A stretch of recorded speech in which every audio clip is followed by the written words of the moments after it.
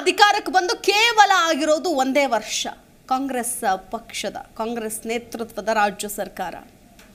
ಕಾಂಗ್ರೆಸ್ ಸರ್ಕಾರ ಅಧಿಕಾರಕ್ಕೆ ಬರೋದಕ್ಕಿಂತ ಮುಂಚೆ ಬಿಜೆಪಿ ಸರ್ಕಾರ ಅಧಿಕಾರದಲ್ಲಿತ್ತು. ಆ ಸಂದರ್ಭದಲ್ಲಿ ಪೇ ಸಿಎಂ 40% ಕಮಿಷನ್, ಭ್ರಷ್ಟಾಚಾರ ಮಾಡ್ತಿದ್ದಾರೆ ಅಂತ ಸಾಲು ಆರೋಪಗಳನ್ನು ಬಿಜೆಪಿ ಮೇಲೆ ಮಾಡಿ, ಅದಾದ ನಂತರದಲ್ಲಿ ಇದನ್ನೇ ಎಲೆಕ್ಷನ್ಗೆ ವೋಟ್ ಬ್ಯಾಂಕ್ ಮಾಡಿಕೊಂಡು ಪ್ರಚಾರ ಕೂಡ ಮಾಡಿದ್ರು ಕಾಂಗ್ರೆಸ್. ಒಂದು ಮಟ್ಟಿಗೆ ಒಂದು ಯಶ ಕೂಡ ಸಿಕ್ತು. ಯಾಕಂತಂದರೆ ವಿಧಾನಸಭೆ ಚುನಾವಣೆಯಲ್ಲಿ ಕಾಂಗ್ರೆಸ್ ಬಹುಮತದಿಂದ ಯಶಸ್ವಿಯಾಗಿ ಅಧಿಕಾರ ಹಿಡಿಯೋದಕ್ಕೆ ಸಹಕಾರ ಆಯಿತು. ಆದರೆ ಭ್ರಷ್ಟಾಚಾರ ಮುಕ್ತ ರಾಜ್ಯ ಮಾಡ್ತೀವಿ ಅಂತ ಬಂದ ಕಾಂಗ್ರೆಸ್ ಮಾಡ್ತಾ ಇರೋದು ಏನು? ಒಂದು ವರ್ಷದಲ್ಲಿ ಸಾಲು ಹಗರಣಗಳು. ಒಂದು ವರ್ಷಕ್ಕೂ ಮುನ್ನಾನೇ ಒಬ್ಬ ಸಚಿವರ ತಲೆದಂಡ ಆಯಿತು. ಈಗಾಗಲೇ ಮೂಡ ಹಗರಣ ಖುದ್ದು ಸಿಎಂ ಹಣೆಗೆ ಕಟ್ಟಿದ್ದಾರೆ. ಒಂದು ದೊಡ್ಡ ಹಗರಣ ಅಂತ ಹೇಳಲಾಗ್ತಾ ಇದೆ. ಅದರ ಜೊತೆಗೆ ರೈತರ ಆತ್ಮಹತ್ಯೆ ಪ್ರಕರಣಗಳು ಜಾಸ್ತಿ ಆಗ್ತಾ ಇದೆ. ಜೊತೆಗೆ ಈಗಾಗಲೇ ಸಾಲು ರೈತರ ಸಮಸ್ಯೆ ಆಗಿರಬಹುದು, ಬೇರೆ ವಿಚಾರಗಳಾಗಿರ್ಬೋದು, ಬೆಲೆ ಏರಿಕೆ ಆಗಿರ್ಬೋದು, ಹೀಗೆ ಒಂದಲ್ಲ ಒಂದು ವಿಚಾರಕ್ಕೆ ಸದ್ದಾಗ್ತಾ ಇದೆ ರಾಜ್ಯ ಸರ್ಕಾರ. ಹಾಗಾದರೆ ಎಡವ್ತಾ ಇರೋದು ಎಲ್ಲಿ? ಏನಾಗ್ತಾ ಇದೆ? ಭ್ರಷ್ಟಾಚಾರ ಮುಕ್ತ ಸರ್ಕಾರ ಕೊಡ್ತೀವಿ ಅಂತ ಬಂದಂತಹ ಕಾಂಗ್ರೆಸ್ ಪಕ್ಷನೇ ಇವತ್ತು ಭ್ರಷ್ಟಾಚಾರದಲ್ಲಿ ಮುಳುಗಿ ಹೋಗ್ತಾ ಇದೆಯಾ? ನಾಗೇಂದ್ರ ಅವ್ರದ್ದು ಯಾವುದೇ ಪಾತ್ರ ಇಲ್ಲ ಅಂತ ಹೇಳಿದಂತಹ ಖುದ್ದು ಸಿಎಂ ಸಿದ್ದರಾಮಯ್ಯನವರು ಈಗೇನು ಹೇಳ್ತಾರೆ? ಖುದ್ದು ಇಡಿ ದಾಳಿ ಆಗಿದೆ ಇವ್ರ ಮೇಲೆ, ದದ್ದಲ್ ಅವರ ಮನೆ ಮೇಲೆ ಇಡಿ ದಾಳಿ ಆಗಿದೆ, ಎಂಟ್ರಿ ಆಗಿದ್ದಾರೆ. SIT ಮೂಲಕ ಕ್ಲೀನ್ ಚಿಟ್ ಕೊಡೋದಕ್ಕೆ ಈ ತೆರೆಮರೆಯ ಕಸರತ್ತು ನಡೆದಿತ್ತ? ಯಾವ ಹಂತಕ್ಕೆ ಹೋಗಿ ತಲುಪುತ್ತೆ ಈ ವಿಚಾರ? ಈಗ ನಾಗೇಂದ್ರ ಮಾಜಿ ಸಚಿವರು, ಹಾಲಿ ಶಾಸಕರನ್ನ ಯಾವುದೇ ಕ್ಷಣದಲ್ಲಿ ಬೇಕಾದರೂ ಅರೆಸ್ಟ್ ಮಾಡಬಹುದು ಅನ್ನೋ ಸಿಚುವೇಶನ್ ಇದೆ. ಬಿಕಾಸ್ ಈಗಾಗಲೇ ಸಿಕ್ಕಿರುವಂತಹ ಮಾಹಿತಿಯನ್ನು ಆಧರಿಸಿ. ಸೊ ಎಲ್ಲಿಗೆ ಹೋಗ್ತಾ ಇದೆ ಸರ್ಕಾರ? ಸೆಟ್ ಬ್ಯಾಕ್ ಏನಾಗ್ತಾ ಇದೆ? ಎಲ್ಲಿ ಎಡವ್ತಾ ಇದೆ? ಇದೆಲ್ಲ ವಿಚಾರಕ್ಕೆ ಸಂಬಂಧಪಟ್ಟಂತೆ ಇವತ್ತು ಚರ್ಚೆನ ಆರಂಭಿಸ್ತಾ ಇದ್ದೀವಿ. ಇದೇ ಈ ಹೊತ್ತಿನ ವಿಶೇಷ. ಎಡವಿದ್ದಲ್ಲಿ ಸರ್ಕಾರ, ವಾಲ್ಮೀಕಿ ಮೂಡ ಕೆಸರು.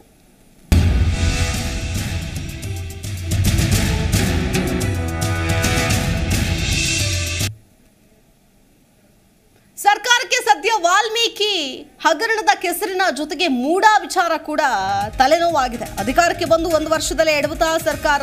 ವಾಲ್ಮೀಕಿ ಹಗರಣದಲ್ಲಿ 187 ಕೋಟಿ ವರ್ಗಾವಣೆ ಅಕ್ರಮ ಹಗರಣ ಆಗಿದೆ ಅನ್ನೋದು. ವಾಲ್ಮೀಕಿ ಹಗರಣದಲ್ಲಿ ನೇರವಾಗಿ ನಾಗೇಂದ್ರ ಅವರ ಕೈವಾಡ ಇದೆಯಾ? ಇತ್ತ ಮೂಡ ಹಗರಣದಲ್ಲಿ ಸಿಎಂ ವಿರುದ್ಧವೇ ಕಳಂಕ ಕೇಳಿ ಬರ್ತಾ ಇದೆ. ರಾಜ್ಯದಲ್ಲಿ ಮಿತಿ ಮೀರಿದೆಯಾ ಭ್ರಷ್ಟಾಚಾರ? ರಾಜ್ಯ ಸರ್ಕಾರದ ವಿರುದ್ಧ ಮುಗಿಬಿದ್ದಿದ್ದಾರೆ ಬಿಜೆಪಿ ನಾಯಕರು. ಹಾಗಾದ್ರೆ ಸರ್ಕಾರಕ್ಕೆ ವಾಲ್ಮೀಕಿ ಮೂಡ ಹಗರಣದ ಕೆಸರು ಮೆತ್ತಿಕೊಳ್ತಾ ಇದೆಯಾ? ಮಿತಿ ಮೀರಿ ಹೋಗಿದೆಯಾ ಭ್ರಷ್ಟಾಚಾರ ಅನ್ನುವಂತಹ ವಿಚಾರ ನೋಡಿ. ಯಾಕಂತಂದ್ರೆ ಇವ್ರು ಹೇಳ್ಕೊಂಡು ಬಂದಿದ್ದೆ 40% ಕಮಿಷನ್ ಹೊಡಿತಾ ಇದ್ದಾರೆ ಬಿಜೆಪಿ ಅವರು. ಎಲ್ಲದರಲ್ಲೂ ಕೂಡ ಕೋವಿಡ್ ಸಂದರ್ಭದಲ್ಲಿ ಆಗಿರ್ಬೋದು ಅಥವಾ ಯಾವುದೇ ಆಗಿರ್ಬೋದು, ಪೇ ಸಿಎಂ ಅಂತ ಖುದ್ದು ಸಿಎಂಗೆನೆ ಭ್ರಷ್ಟಾಚಾರ ಮಾಡ್ತಿದ್ದಾರೆ ಅಂತೇಳಿ ಜನರ ಮುಂದೆ ವಿಚಾರಗಳನ್ನ ಇಟ್ಟು ಅಧಿಕಾರಕ್ಕೆ ಬಂದ ಕಾಂಗ್ರೆಸ್ ಸರ್ಕಾರ ಮಾಡ್ತಾ ಇರೋದು ಏನು? ಸಾಲು ಹಗರಣಗಳನ್ನ ಮೈ ಮೇಲೆ ಹೇಳ್ಕೊಳ್ತಾ ಇದೆ. ಭ್ರಷ್ಟಾಚಾರದಲ್ಲಿ ಮುಳುಗು ಹೋಗಿದೆಯಾ? ಹಾಗಾದ್ರೆ ಸಾಕಷ್ಟು ಜನ ನಾಯಕರು ಇವತ್ತು ಮಾತನಾಡಿದ್ದಾರೆ ಇದೇ ವಿಚಾರಕ್ಕೆ ಸಂಬಂಧಪಟ್ಟಂತೆ. ಯಾರ್ಯಾರು ಏನೇನು ಹೇಳಿದ್ದಾರೆ ಕೇಳ್ಕೊಂಡು ಬರೋಣ. ಮಾನ್ಯ ಮುಖ್ಯಮಂತ್ರಿಗಳು, ಸಚಿವರು ಇವರೆಲ್ಲರ ಬಣ್ಣ ಇವತ್ತು ಬಯಲಾಗಿರ್ತಕ್ಕಂಥದ್ದು. ಎರಡು ಪ್ರಮುಖವಾಗಿರ್ತಕ್ಕಂಥ ಅಂಶವನ್ನು ನಾವು ಉಲ್ಲೇಖ ಮಾಡ್ತೇನೆ. ಮೊಟ್ಟಮೊದಲ ಒಂದು ಭ್ರಷ್ಟಾಚಾರ ಹಗರಣ ವಾಲ್ಮೀಕಿ ಅಭಿವೃದ್ಧಿ ನಿಗಮದಲ್ಲಿ ಆಗಿರ್ತಕ್ಕಂಥ ಭ್ರಷ್ಟಾಚಾರ ಪ್ರಕರಣ. ಯೂನಿಯನ್ ಬ್ಯಾಂಕ್ ಆಫ್ ಇಂಡಿಯಾ ಬರೆದಿರ್ತಕ್ಕಂಥ ಪತ್ರದ ಮೇಲೆ ಇವತ್ತು CBI FIR ರಿಜಿಸ್ಟರ್ ಮಾಡಿರ್ತಕ್ಕಂಥದ್ದು. ಅದರ ಜೊತೆಗೆ ರಾಜ್ಯ ಸರ್ಕಾರನೂ ಕೂಡ SIT ಫಾರ್ಮ್ ಮಾಡಿ ಇವತ್ತು ತನಿಖೆ ನಡೆಸ್ತಾ ಇರ್ತಕ್ಕಂಥದ್ದು. ಇವತ್ತು ನಾವು ಮಾಧ್ಯಮದ ಪತ್ರಿಕೆ ಮತ್ತು ಮಾಧ್ಯಮಗಳನ್ನು ನೋಡ್ತಾ ಇದ್ದೇವೆ. EDನೂ ಕೂಡ ಇವತ್ತು ರೈಡ್ ಮಾಡಿರ್ತಕ್ಕಂಥದ್ದು. ಬಹುಶಃ ರಾಜ್ಯದ ಇತಿಹಾಸದಲ್ಲಿ ಹಿಂದೆಂದೂ ಕೂಡ ಕಂಡು ಕೇಳರಿಯದಂಥ ಒಂದು ಹಗರಣ. ದಲಿತರಿಗೆ ಮೀಸಲಿಟ್ಟಿರ್ತಕ್ಕಂಥ ಹಣವನ್ನು, ದಲಿತರ ಅಭಿವೃದ್ಧಿಗೋಸ್ಕರ ಮೀಸಲಿಟ್ಟಿರ್ತಕ್ಕಂಥ ಹಣವನ್ನು ದುರುಪಯೋಗ ಪಡಿಸ್ಕೊಂಡು ಹೊರ ರಾಜ್ಯಕ್ಕೆ ವರ್ಗಾವಣೆ ಮಾಡಿ ಬೇರೆ ರಾಜ್ಯಗಳ ಚುನಾವಣೆ ಮತ್ತು ಲೋಕಸಭಾ ಚುನಾವಣೆಯಲ್ಲೂ ಕೂಡ ಈ ಹಣ ದುರ್ಬಳಕೆ ಆಗಿದೆ ಅಂತಕ್ಕಂಥದ್ದು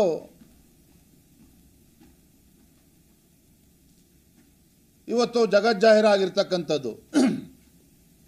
ಗಂಗ ಆ ಗಂಗ ಈ ಗಂಗ ಯಾರೇ ಇರಲಿ ಎಲ್ಲೇ ಲೂಟಿ ಹೊಡೆದವ್ರನ್ನ ಎತ್ತಾಕೊಳ್ಳಿ. ಅದನ್ನ ಹೇಳಿದ್ವಿ, ಮುಖ್ಯಮಂತ್ರಿಗಳಿಂದ ಹಿಡಿದು ಹಾಕೊಳ್ರಪ್ಪ ಅಂತ ಹೇಳ್ತಾ ಇದ್ದೀವಿ. ಯಾರನ್ನು ಬಿಡಬೇಡಿ, ಯಾರ್ಯಾರು ಇದರಲ್ಲಿ ಕರ್ಮಕಾಂಡದಲ್ಲಿದ್ದರು ಅಪೋಸಿಷನ್ ಲೀಡರ್ ಆಗೂ ಇನ್ವಾಲ್ವ್ ಆಗಿದ್ದಾರಲ್ಲ, ಮುಖ್ಯಮಂತ್ರಿಯಾಗೂ ಇನ್ವಾಲ್ವ್ ಆಗಿದ್ದಾರೆ. ಇಂಥ ವಿಶೇಷ ರೋಲ್ಗಳು ನೋಡಿದ್ದೀರಾ? ಯಾರು ಕಾಯಬೇಕಾಗಿತ್ತು ಕಾಯೋದೇ ಭಕ್ಷಕರಾಗಿದ್ದಾರೆ. ಕಾಂಗ್ರೆಸ್ ಸರ್ಕಾರ ರಾಜ್ಯದಲ್ಲಿ ಯಾವ ರೀತಿ ಭ್ರಷ್ಟಾಚಾರದಲ್ಲಿ ತೊಡಗಿದೆ, ತನ್ನ ನೀತಿಯಿಂದ ಬೆಲೆ ಏರಿಕೆಗೆ ಹೇಗೆ ಕಾರಣ ಆಗಿದೆ, ಜೊತೆಗೆ ಕಾನೂನು ಸುವ್ಯವಸ್ಥೆ ಹದಗೆಟ್ಟಿರೋದು ಸೇರಿದಂತೆ ನಾವು ಪ್ರಮುಖ ವಿಷಯಗಳನ್ನು ಚರ್ಚೆ ವಿಷಯವಾಗಿ ತೆಗೆದುಕೊಳ್ಳಲಿದ್ದೇವೆ. ಈಗಾಗಲೇ ತನಿಖೆ ಮತ್ತು ಸಾರ್ವಜನಿಕ ಚರ್ಚೆಯಲ್ಲಿರುವಂಥ ವಿಷಯ ಮೈಸೂರಿನ ಮೂಡಾ ಹಗರಣ ಇರ್ಬೋದು, ಮಹರ್ಷಿ ವಾಲ್ಮೀಕಿ ಹಗರಣ ಇರ್ಬೋದು, SCP TSP ಅನುದಾನದ ದುರ್ಬಳಕೆ ಇರ್ಬೋದು. ಇವೆಲ್ಲವೂ ಕುರಿತಂತೆ ನಾವು ವಿಧಾನಸಭೆಯಲ್ಲಿ ಪ್ರಶ್ನೆ ಮಾಡ್ತೀವಿ. ನಾವು ವಿಧಾನಸಭೆ ಅಧಿವೇಶನಕ್ಕೆ ಮುಂಚೆ ನೈತಿಕ ಹೊಣೆ ಮತ್ತು ಮೇಲ್ಪಂಕ್ತಿಯನ್ನು ಮಾನ್ಯ ಸಿದ್ದರಾಮಯ್ಯನವರು ಹಾಕಬೇಕು. ಅವರು ತನ್ನ ರಾಜೀನಾಮೆಯ ಮೂಲಕ ಮೂಡಾ ಹಗರಣದಲ್ಲಿ ಈಗ ಮೇಲ್ನೋಟಕ್ಕಿರುವ ಸಾಕ್ಷಿಗಳೇ ಮೂಡಾ ಹಗರಣದಲ್ಲಿ ಮಾನ್ಯ ಮುಖ್ಯಮಂತ್ರಿ ಸಿದ್ದರಾಮಯ್ಯನವರ ಪಾತ್ರ, ಅಲ್ಲಿಯ ಭ್ರಷ್ಟಾಚಾರದ ರೂವಾರಿ ಅವರು ಅನ್ನೋದು ಸ್ಪಷ್ಟವಾಗ್ತಾ ಇದೆ.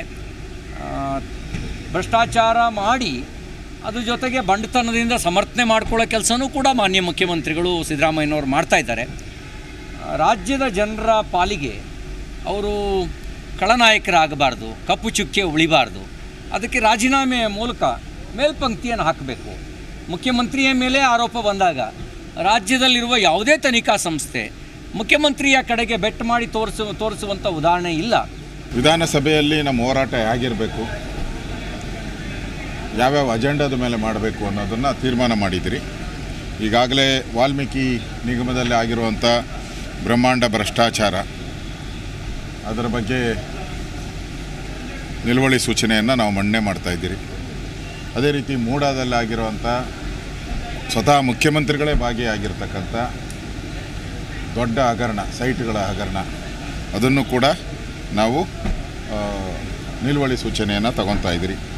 ಮತ್ತು ವಿಶೇಷವಾಗಿ ಡೆಂಗ್ಯೂ, ಕಾಲರಾ,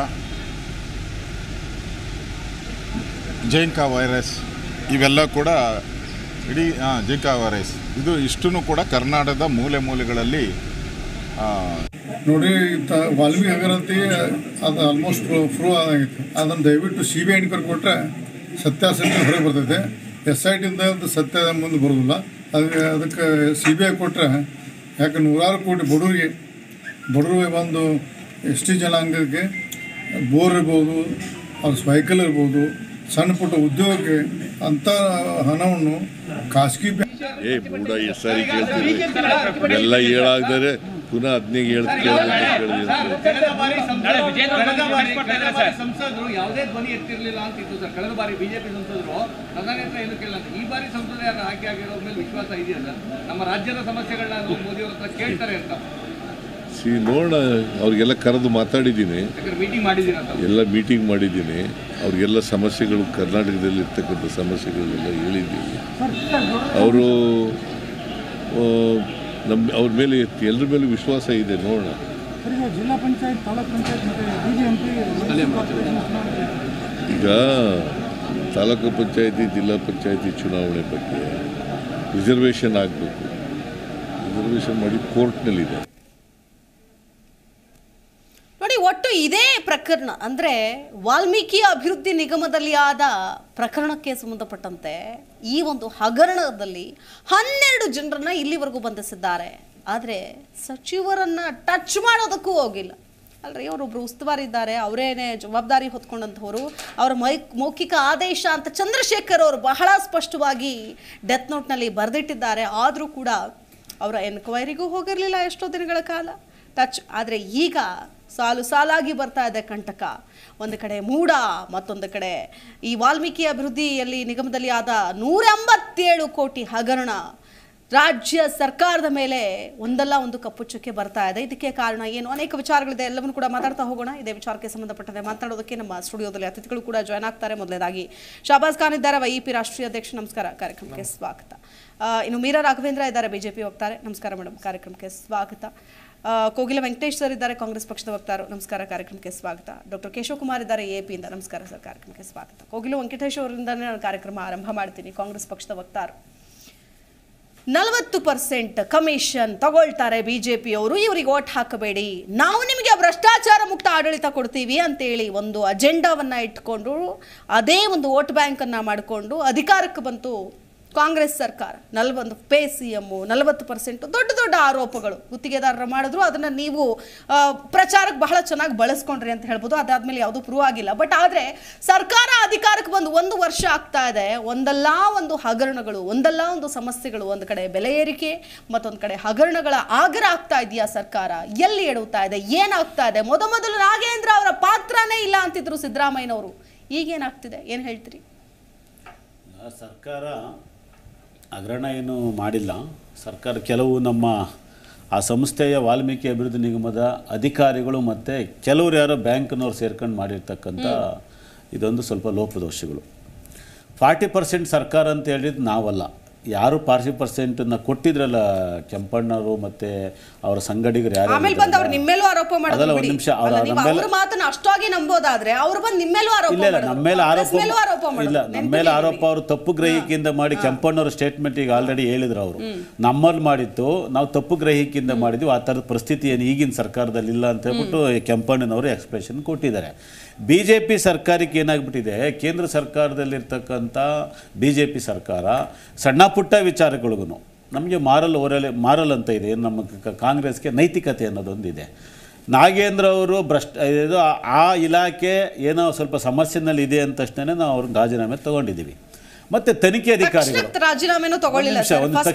ಸ್ಟೇಟ್ಮೆಂಟ್ ಕೊಟ್ಟಿದ್ದೆ, ನನ್ನ ಪಾತ್ರ ಇಲ್ಲ ಇಲ್ಲಮ್ಮ. ಅವರು ಇವಾಗ್ಲೂ ಅವ್ರ ಪಾತ್ರ ಇದೆ ಒಪ್ಕೊಂಡಿದ್ದಲ್ಲ. ಈಗ ಇವಾಗ್ಲೂ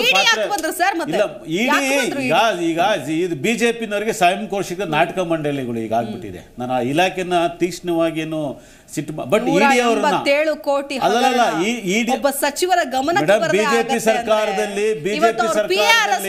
ಹುಡುಕೋದನ್ನ ಬೆಂಗಳೂರು ಒಂದರಲ್ಲೇ ಈ ಹಿಂದಿನ BJP ಸರ್ಕಾರದಲ್ಲಿ 22,000 ಕೋಟಿ ಹಗರಣ ಆಗಿದೆ. 22,000 ಕೋಟಿ ಹಿಂದೆ ಹುಡುಕೋದರಣ ಆಗಿದೆ. ಮೂಲ ಸೌಕರ್ಯಗಿಟ್ಟಂತ ದುಡ್ಡನ್ನ ಬೆಂಗಳೂರಲ್ಲಿ ಒಳ್ಳೆ ಹಂದಿಗೂಡುಗಳ ತರ ಮಾಡ್ಬಿಟ್ರು ಬೆಂಗಳೂರನ್ನ. ಅದು BJP ಸರ್ಕಾರ.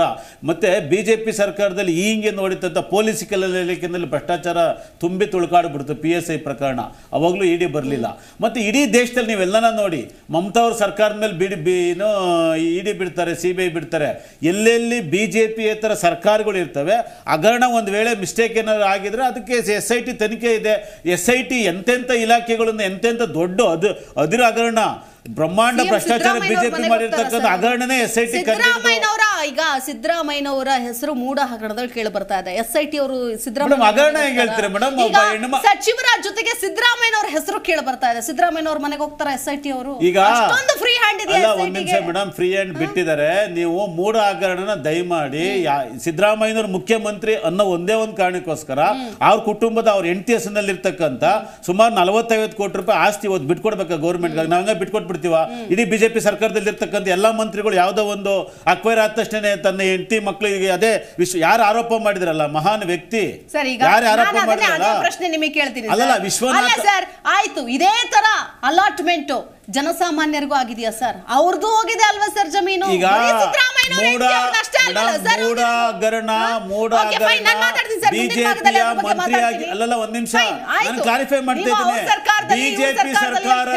BJP ಸರ್ಕಾರದ ಮೈಸೂರಿನ ಉಸ್ತುವಾರಿ ಸಚಿವರು ಸೋಮಶೇಖರ್ ಅವರೇ ಬಹಳ ಚೆನ್ನಾಗಿ ಹೇಳಿದ್ದಾರೆ.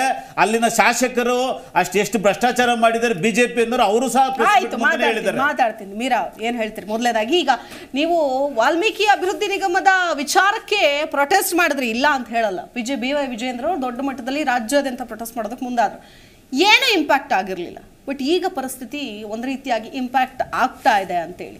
ಬಟ್ ಆದರೆ ಎಲ್ಲೋ ಈ ಕಾಂಗ್ರೆಸ್ ಸರ್ಕಾರ ಅಥವಾ ಕಾಂಗ್ರೆಸ್ ವಿರೋಧ ಪಕ್ಷದಲ್ಲಿ ಇದ್ದಾಗ ಯಾವ ರೀತಿ ರಾಜಾರೋಷವಾಗಿರ್ಬೋದು ಅಥವಾ ನಿಮ್ಮ ಸಣ್ಣ ಸಣ್ಣ ವಿಚಾರಗಳನ್ನು ದೊಡ್ಡ ಮಟ್ಟದಲ್ಲಿ ಎತ್ತಿ ಹಿಡಿತಿತ್ತೋ ಆ ನಿಟ್ಟಿನಲ್ಲಿ BJP ನಾಯಕರು ಏನು ಕೆಲಸ ಮಾಡ್ತಾ ಇಲ್ಲ, ಅಷ್ಟರ ಮಟ್ಟಿಗೆ ಖಂಡಿಸ್ತಾ ಇಲ್ಲ. CT ರವಿ ಅವರು ಅಲ್ಲೂ ಇಲ್ಲೂ ಕಾಣಿಸ್ಕೊಳ್ತಾರೆ, ವಿಜಯೇಂದ್ರ ಅವ್ರು ಕಾಣಿಸ್ಕೊಳ್ತಾರೆ. ಬಿಟ್ಟರೆ ಯಾವ BJP ನಾಯಕರು ಇವತ್ತು ಬೀದಿಗಿಳಿದು ಹೋರಾಟ ಮಾಡ್ತಾ ಇದ್ದಾರೆ ಮೇಡಮ್? ಏನು ಹೇಳ್ತೀರಿ?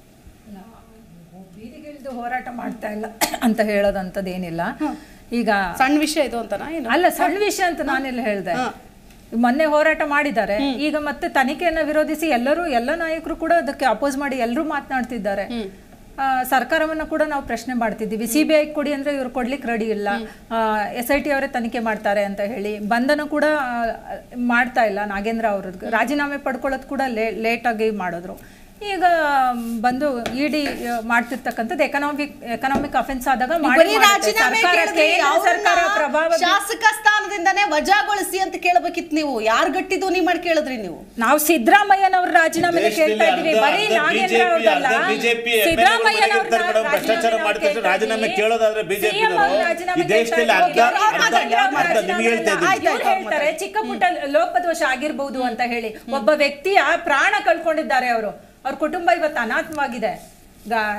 ಒಬ್ಬ ಮಹಿಳೆ ಗಂಡನನ್ನು ಕಳ್ಕೊಂಡಿದ್ದಾರೆ, ಮಕ್ಕಳು ತಂದೆ ಇಲ್ಲದೆ ತಬ್ಲಿ ಆಗಿದ್ದಾರೆ. ಇವರಿಗೆ ಚಿಕ್ಕ ಲೋಪದೋಷದಿಂದ ಇಷ್ಟು ದೊಡ್ಡ 187 ಕೋಟಿ ರೂಪಾಯಿಯ ಹಗರಣ ಆಗಿದೆ. ಇವತ್ತು ಅವರು ಚಂದ್ರಶೇಖರ್ ಅವರು ಆತ್ಮಹತ್ಯೆ ಮಾಡ್ಕೊಳ್ಳಿಲ್ಲ ಅಂದಿದ್ರೆ ಈ ಇಡೀ ಪ್ರಕರಣ ಬೆಳಕಿಗೆ ಬರ್ತಾ ಇರ್ಲಿಲ್ಲ. ಆ ರೀತಿ ಮುಚ್ಚಾಕ್ತಿದ್ರು ಕಾಂಗ್ರೆಸ್ ಸರ್ಕಾರದವರು.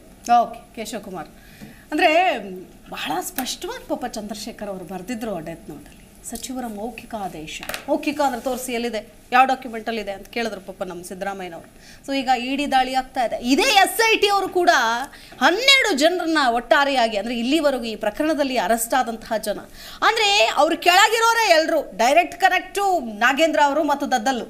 ಆದರೆ ಮೇಲಿರೋರ್ನ ಬಿಡ್ತಾರೆ, ಅವ್ರ ಪಿ ಎಗಳು ಇವ್ರು ಹೇಳ್ದೇನೆ ಕೋಟಿ ವ್ಯವಹಾರವನ್ನು ಮಾಡ್ತಾರ. 25 ಲಕ್ಷ ಹೋಗಿ ಇಸ್ಕೊಂಬರೋದು, 50-60 ಕೋಟಿ ವ್ಯವಹಾರ ಆಗಿದೆ ನಾಗೇಂದ್ರ ಅವ್ರ ಹೆಸರಲ್ಲಿ ಅಂತ ಹೇಳ್ತಾರೆ. ಅಂತಂದ್ರೆ ಅವರನ್ನು ಟಚ್ ಮಾಡೋ ಧೈರ್ಯ ಯಾಕೆ ಬರೋದಿಲ್ಲ?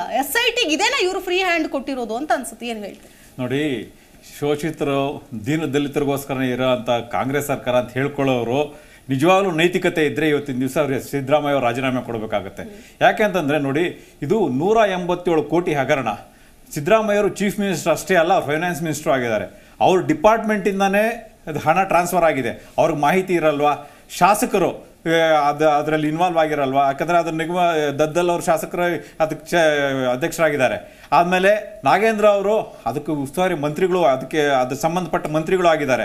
ಇದು ಎಲ್ಲ ಒಂದು ಕಡೆ SIT ರಚನೆ ಮಾಡಿದೆ, ತನಿಖೆ ನಡೀತಾ ಇದೆ. ಇದೆಲ್ಲ ಒಂದು ಕಡೆ SIT ಯಾರೋ ಕೆಲವು ಅಧಿಕಾರಿಗಳನ್ನ ಬಲಿಪಶುಗಳಾಗಿ ಮಾಡಿ ಇವರೆಲ್ಲ ತಪ್ಪಿಸ್ಕೊಳ್ಳಿಕ್ಕೋಸ್ಕರ ಅಂತಾನೆ SIT ರಚನೆ ಆಗಿದೆ ಅಷ್ಟೇ. ಈಗ ನೋಡಿ, ನಿನ್ನೆ ದಿವಸ SIT ತನಿಖೆಗೆ ಅವ್ರನ್ನ ಕರೆದಿರಲಿಲ್ಲ. ಇಷ್ಟು ದಿವಸ ನಾಗೇಂದ್ರ ಅವ್ರನ್ನ ನಿನ್ನೆ ಕರೆದಿದ್ದಾರೆ, ದದ್ದಲ್ ಅವರು ನಿನ್ನೆ ಕರೆದಿದ್ದಾರೆ. ಇಷ್ಟು ವಿಳಂಬ ಮಾಡಿದ್ದಾರೆ, ನಿನ್ನೆ ಕರೆದಿದ್ದಾರೆ.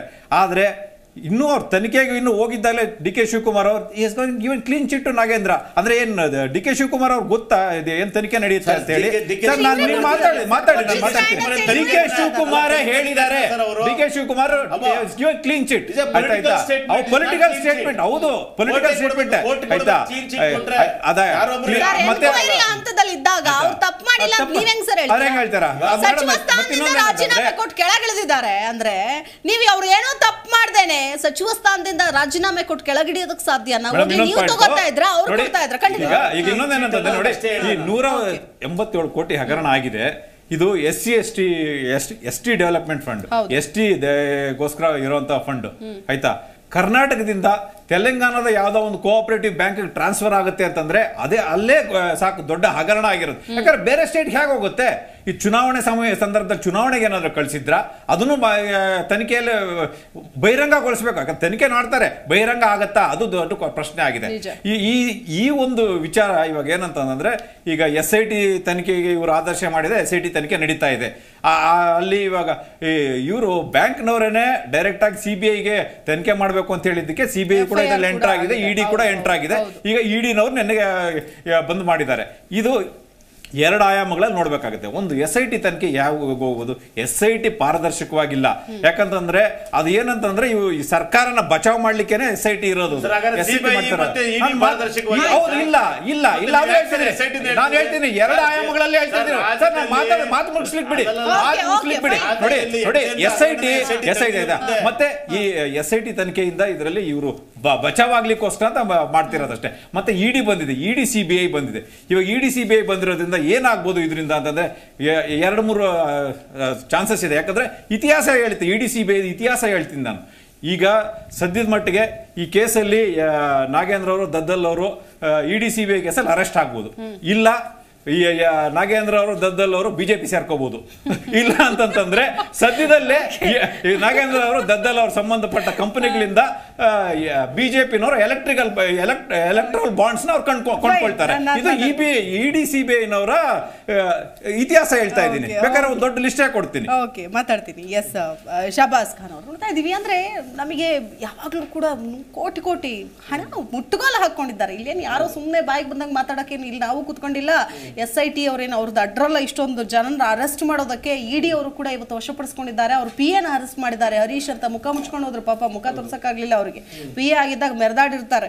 ಆದ್ರೆ ಈಗ ದುಡ್ಡಿನ ವ್ಯವಹಾರ ಅಂತಂದಾಗ ಒಂದೊಂದು ಇಂಚಿಂಚು ಮಾಹಿತಿನೂ ಕೂಡ ಕಲೆ ಹಾಕ್ತಿದ್ದಾರೆ.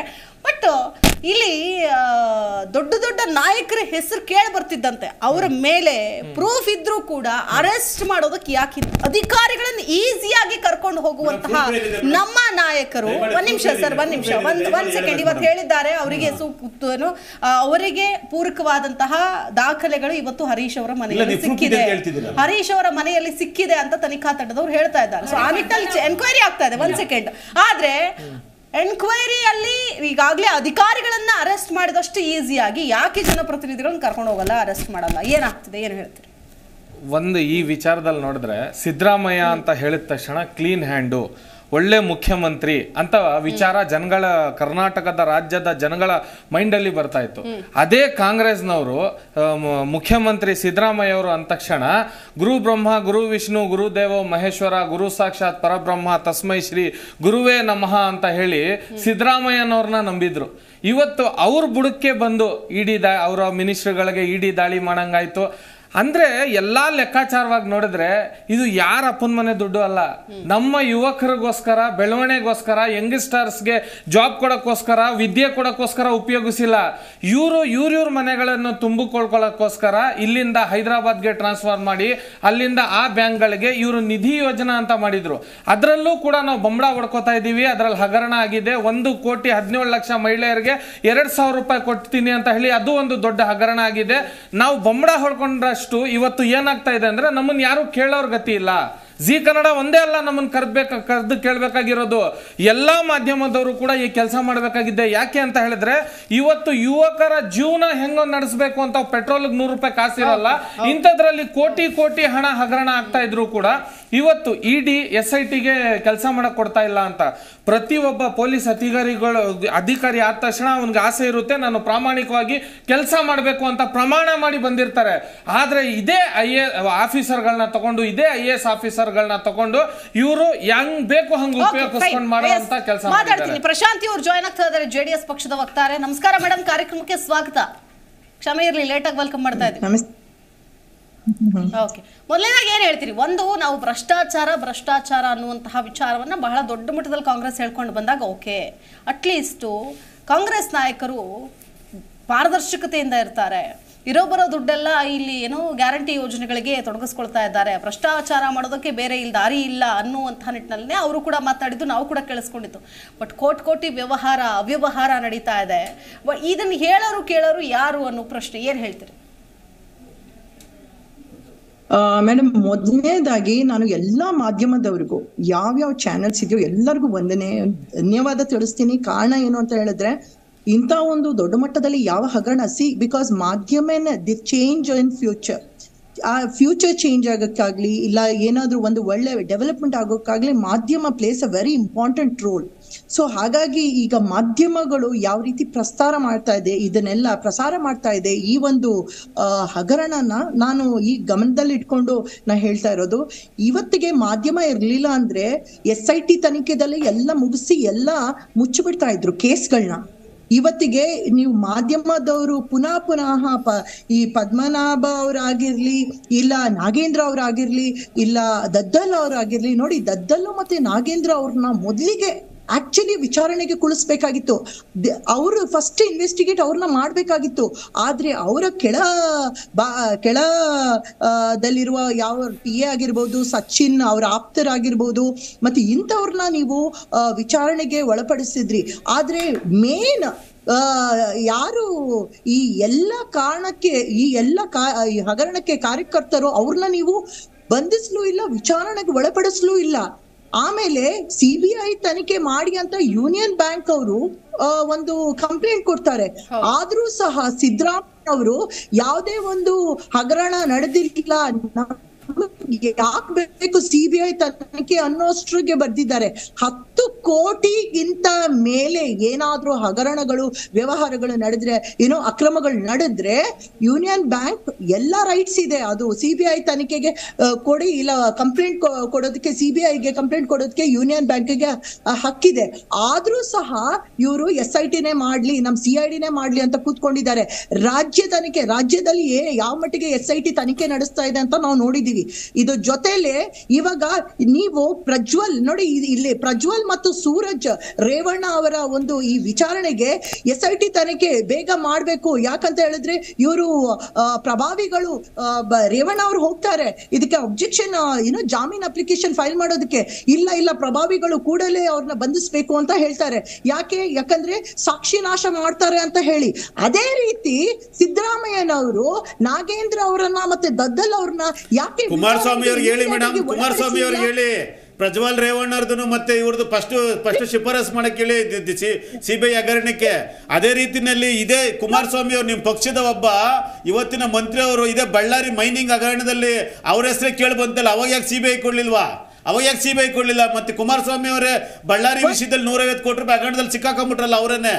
ಅವ್ರದೇ ರಾಜ್ಯ ಸರ್ಕಾರದ ಅಂಗಪಕ್ಷದಂತ ದಿವಂಗತ ಚೆನ್ನಿಗಪ್ಪನವರು ಮತ್ತೆ ಜನಾರ್ದನ ರೆಡ್ಡಿ ಅವರು ಇದೇ ಕುಮಾರಸ್ವಾಮಿ ಮೇಲೆ ಆಪಾದನೆ ಮಾಡಿದ್ರಲ್ಲ ಜನಾರ್ದನ ರೆಡ್ಡಿ, ಅವಾಗ ಯಾಕೆ CBI ಕೊಡಲಿಲ್ಲ? ನೆಕ್ಸ್ಟ್ ಸರ್ಕಾರ ಬಂದಾದ್ಮೇಲೆ ನಿಮ್ದು ಎಲ್ಲದಕ್ಕೂ CBI ಕೇಳ್ತಿದ್ರಲ್ಲ.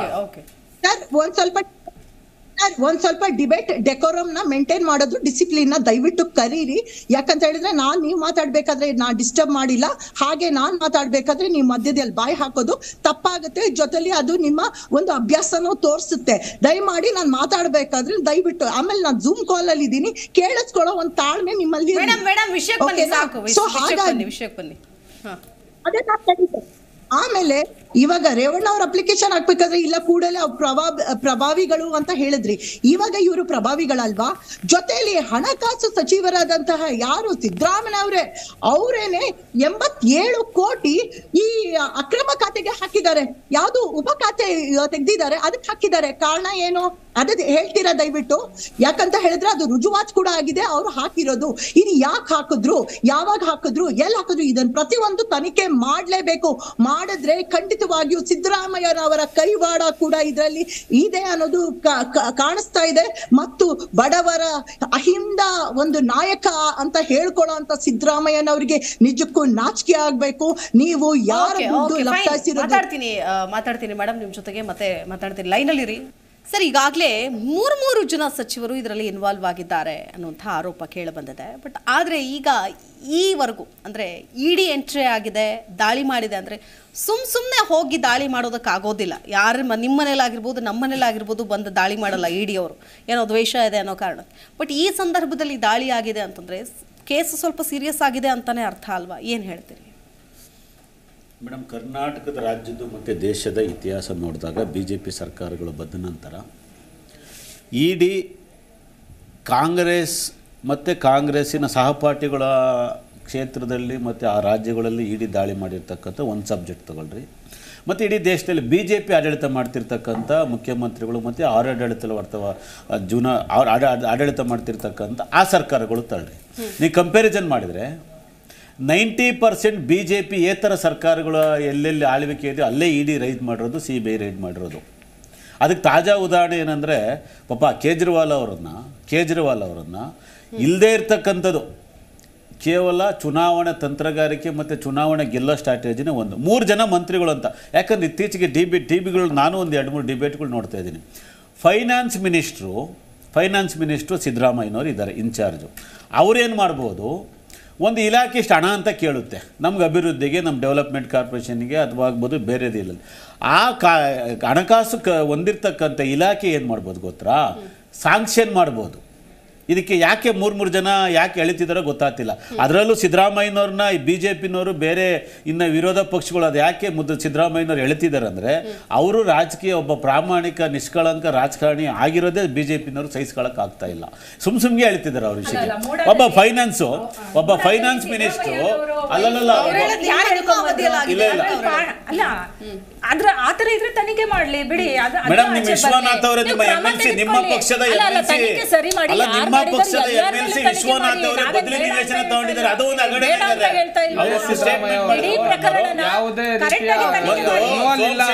ಸ್ಟೇಟ್ಮೆಂಟ್ ಅನ್ನ ತಾವು ದಯಮಾಡಿ ಗಮನಿಸಿ. ಸೋಮಶೇಖರ್ ಅವರು ಯಾವ ಸರ್ಕಾರದಲ್ಲಿ ಮೈಸೂರಿನ ಉಸ್ತುವಾರಿ ಸಚಿವರಾಗಿದ್ದಾರೆ ಮೇಡಮ್? ಅಲ್ಲ, ಮೈಸೂರು ಉಸ್ತುವಾರಿ ಸಚಿವರಾಗಿದ್ರಲ್ಲ ಸೋಮಶೇಖರ್ ಅವರು. ಯಾವ ಸರ್ಕಾರದಲ್ಲಿ ಬಿಜೆಪಿ ಸರ್ಕಾರದಲ್ಲಲ್ವಾ? ಅವರೇನು ಒಂದು ಹೇಳ್ತಾರೆ, ಅಲ್ಲಿನ MLAಗಳು ಬಿಜೆಪಿನ MLAಗಳು ಮತ್ತೆ ಆ ಮೂಡದಲ್ಲಿ ನಡೆಸ್ತಿರ್ತಕ್ಕಂಥ ಭ್ರಷ್ಟಾಚಾರ ಹೇಳ್ತಾರೆ. 100 ಫೈಲ್ ಇದ್ರೆ 90 ಫೈಲ್ ಬಿಜೆಪಿಯ MLAಗಳೇ ಇರ್ತಿದ್ವು ಅಂತ ಹೇಳ್ತಿದ್ದಾರೆ. ಹಾಗಾದ್ರೆ ಮೂಡ ಪ್ರಕಾರ ಅವ್ರನ್ನು ಭ್ರಷ್ಟರೇನಂಗಾರೆ?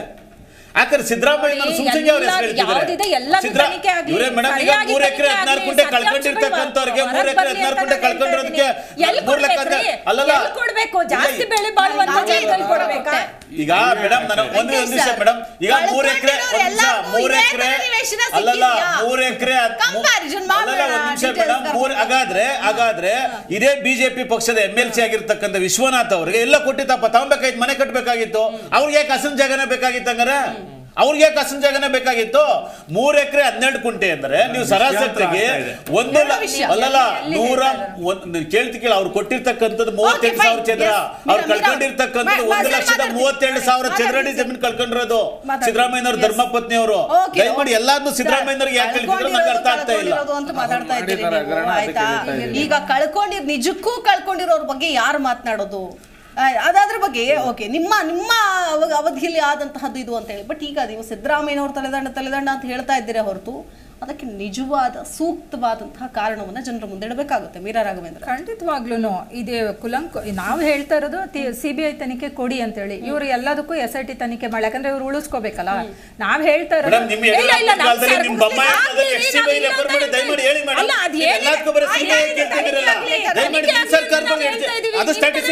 ಅಂತ ಹೇಳಿ ಡಿಫೆನ್ಸ್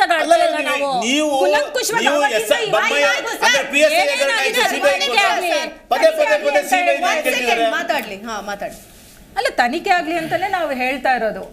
ಏನಿದೆ ಅದು ಕುಲಂಕುಷವಾಗಿ ತನಿಖೆ ಆಗ್ಲಿ. ನಮ್ಮ BJP ಅವರು ಅದ್ರ ಪಾಲಿದೆ, ಅವ್ರಿಗೂ ಶಿಕ್ಷೆ ಆಗ್ಲಿ. ನಾವು ಅದ್ರ ಬಗ್ಗೆ ನಾವು ಹೇಳ್ತಾ ಇಲ್ಲ. ಸಂಪೂರ್ಣವಾಗಿ ತನಿಖೆ ಆಗ್ಲಿ ಅಂತ ಹೇಳಿ. ಇವರು ಇಲ್ಲ, ಸಿದ್ದರಾಮಯ್ಯನವರು ನಾನು ವಾಪಸ್ ಕೊಟ್ಬಿಡ್ತೀನಿ ಇಷ್ಟು ಲಕ್ಷ, ಇಷ್ಟು ಕೋಟಿ. ಯಾಕೆ ಇಷ್ಟು ದಿನ ಏನ್ ಮಾಡ್ತಾ ಇದ್ರು? ಈಗ ಆರೋಪಗಳು ಬಂದು ಪ್ರತಿಭಟನೆಗಳಾದ್ಮೇಲೆ BJP ಬೆಟ್ ಮಾಡಿ ತೋರಿಸಿದ ಮೇಲೆ ಈಗ ಎಚ್ಚೆತ್ಕೊಂಡಿದಾರಾ? ಯಾಕೆ ಬೇಕಿತ್ತು ಈ ಹಗರಣಗಳು ಮಾಡೋದು? ಮತ್ತೆ ಇವ್ರು ಹೇಳ್ತಾರೆ ಇವತ್ತು ಯಾವುದು ವಾಲ್ಮೀಕಿ ನಿಗಮದ ವಿಚಾರದಲ್ಲೂ ಇವತ್ತು ಇಡಿ ರೈಡ್ ಆಗಿರೋದಕ್ಕೂ ಹೇಳ್ತಾರೆ, ಇಡಿ ತಂದೆ ಆದ ಎಕನಾಮಿಕ್ ಅಫೆನ್ಸ್ ಆದಾಗ ಮಾಡುತ್ತೆ. ಯಾವ ಸಫಿಷಿಯೆಂಟ್ ಎವಿಡೆನ್ಸ್, ಕೊಲಾಬ್ರೇಟಿವ್ ಎವಿಡೆನ್ಸ್ ಇಲ್ಲದೆ ಎವಿಡೆನ್ಸ್ನ ಕಲೆಕ್ಟ್ ಮಾಡಿ ಆದ್ಮೇಲೆ ಏಕಾಏಕಿ ಯಾವತ್ತೂ ಕೂಡ ಇಡಿ ದಾಳಿ ಮಾಡೋದಿಲ್ಲ. ಅದು ಇವ್ರಿಗೂ ಕೂಡ ಗೊತ್ತಿರುವಂತಹ ವಿಚಾರ.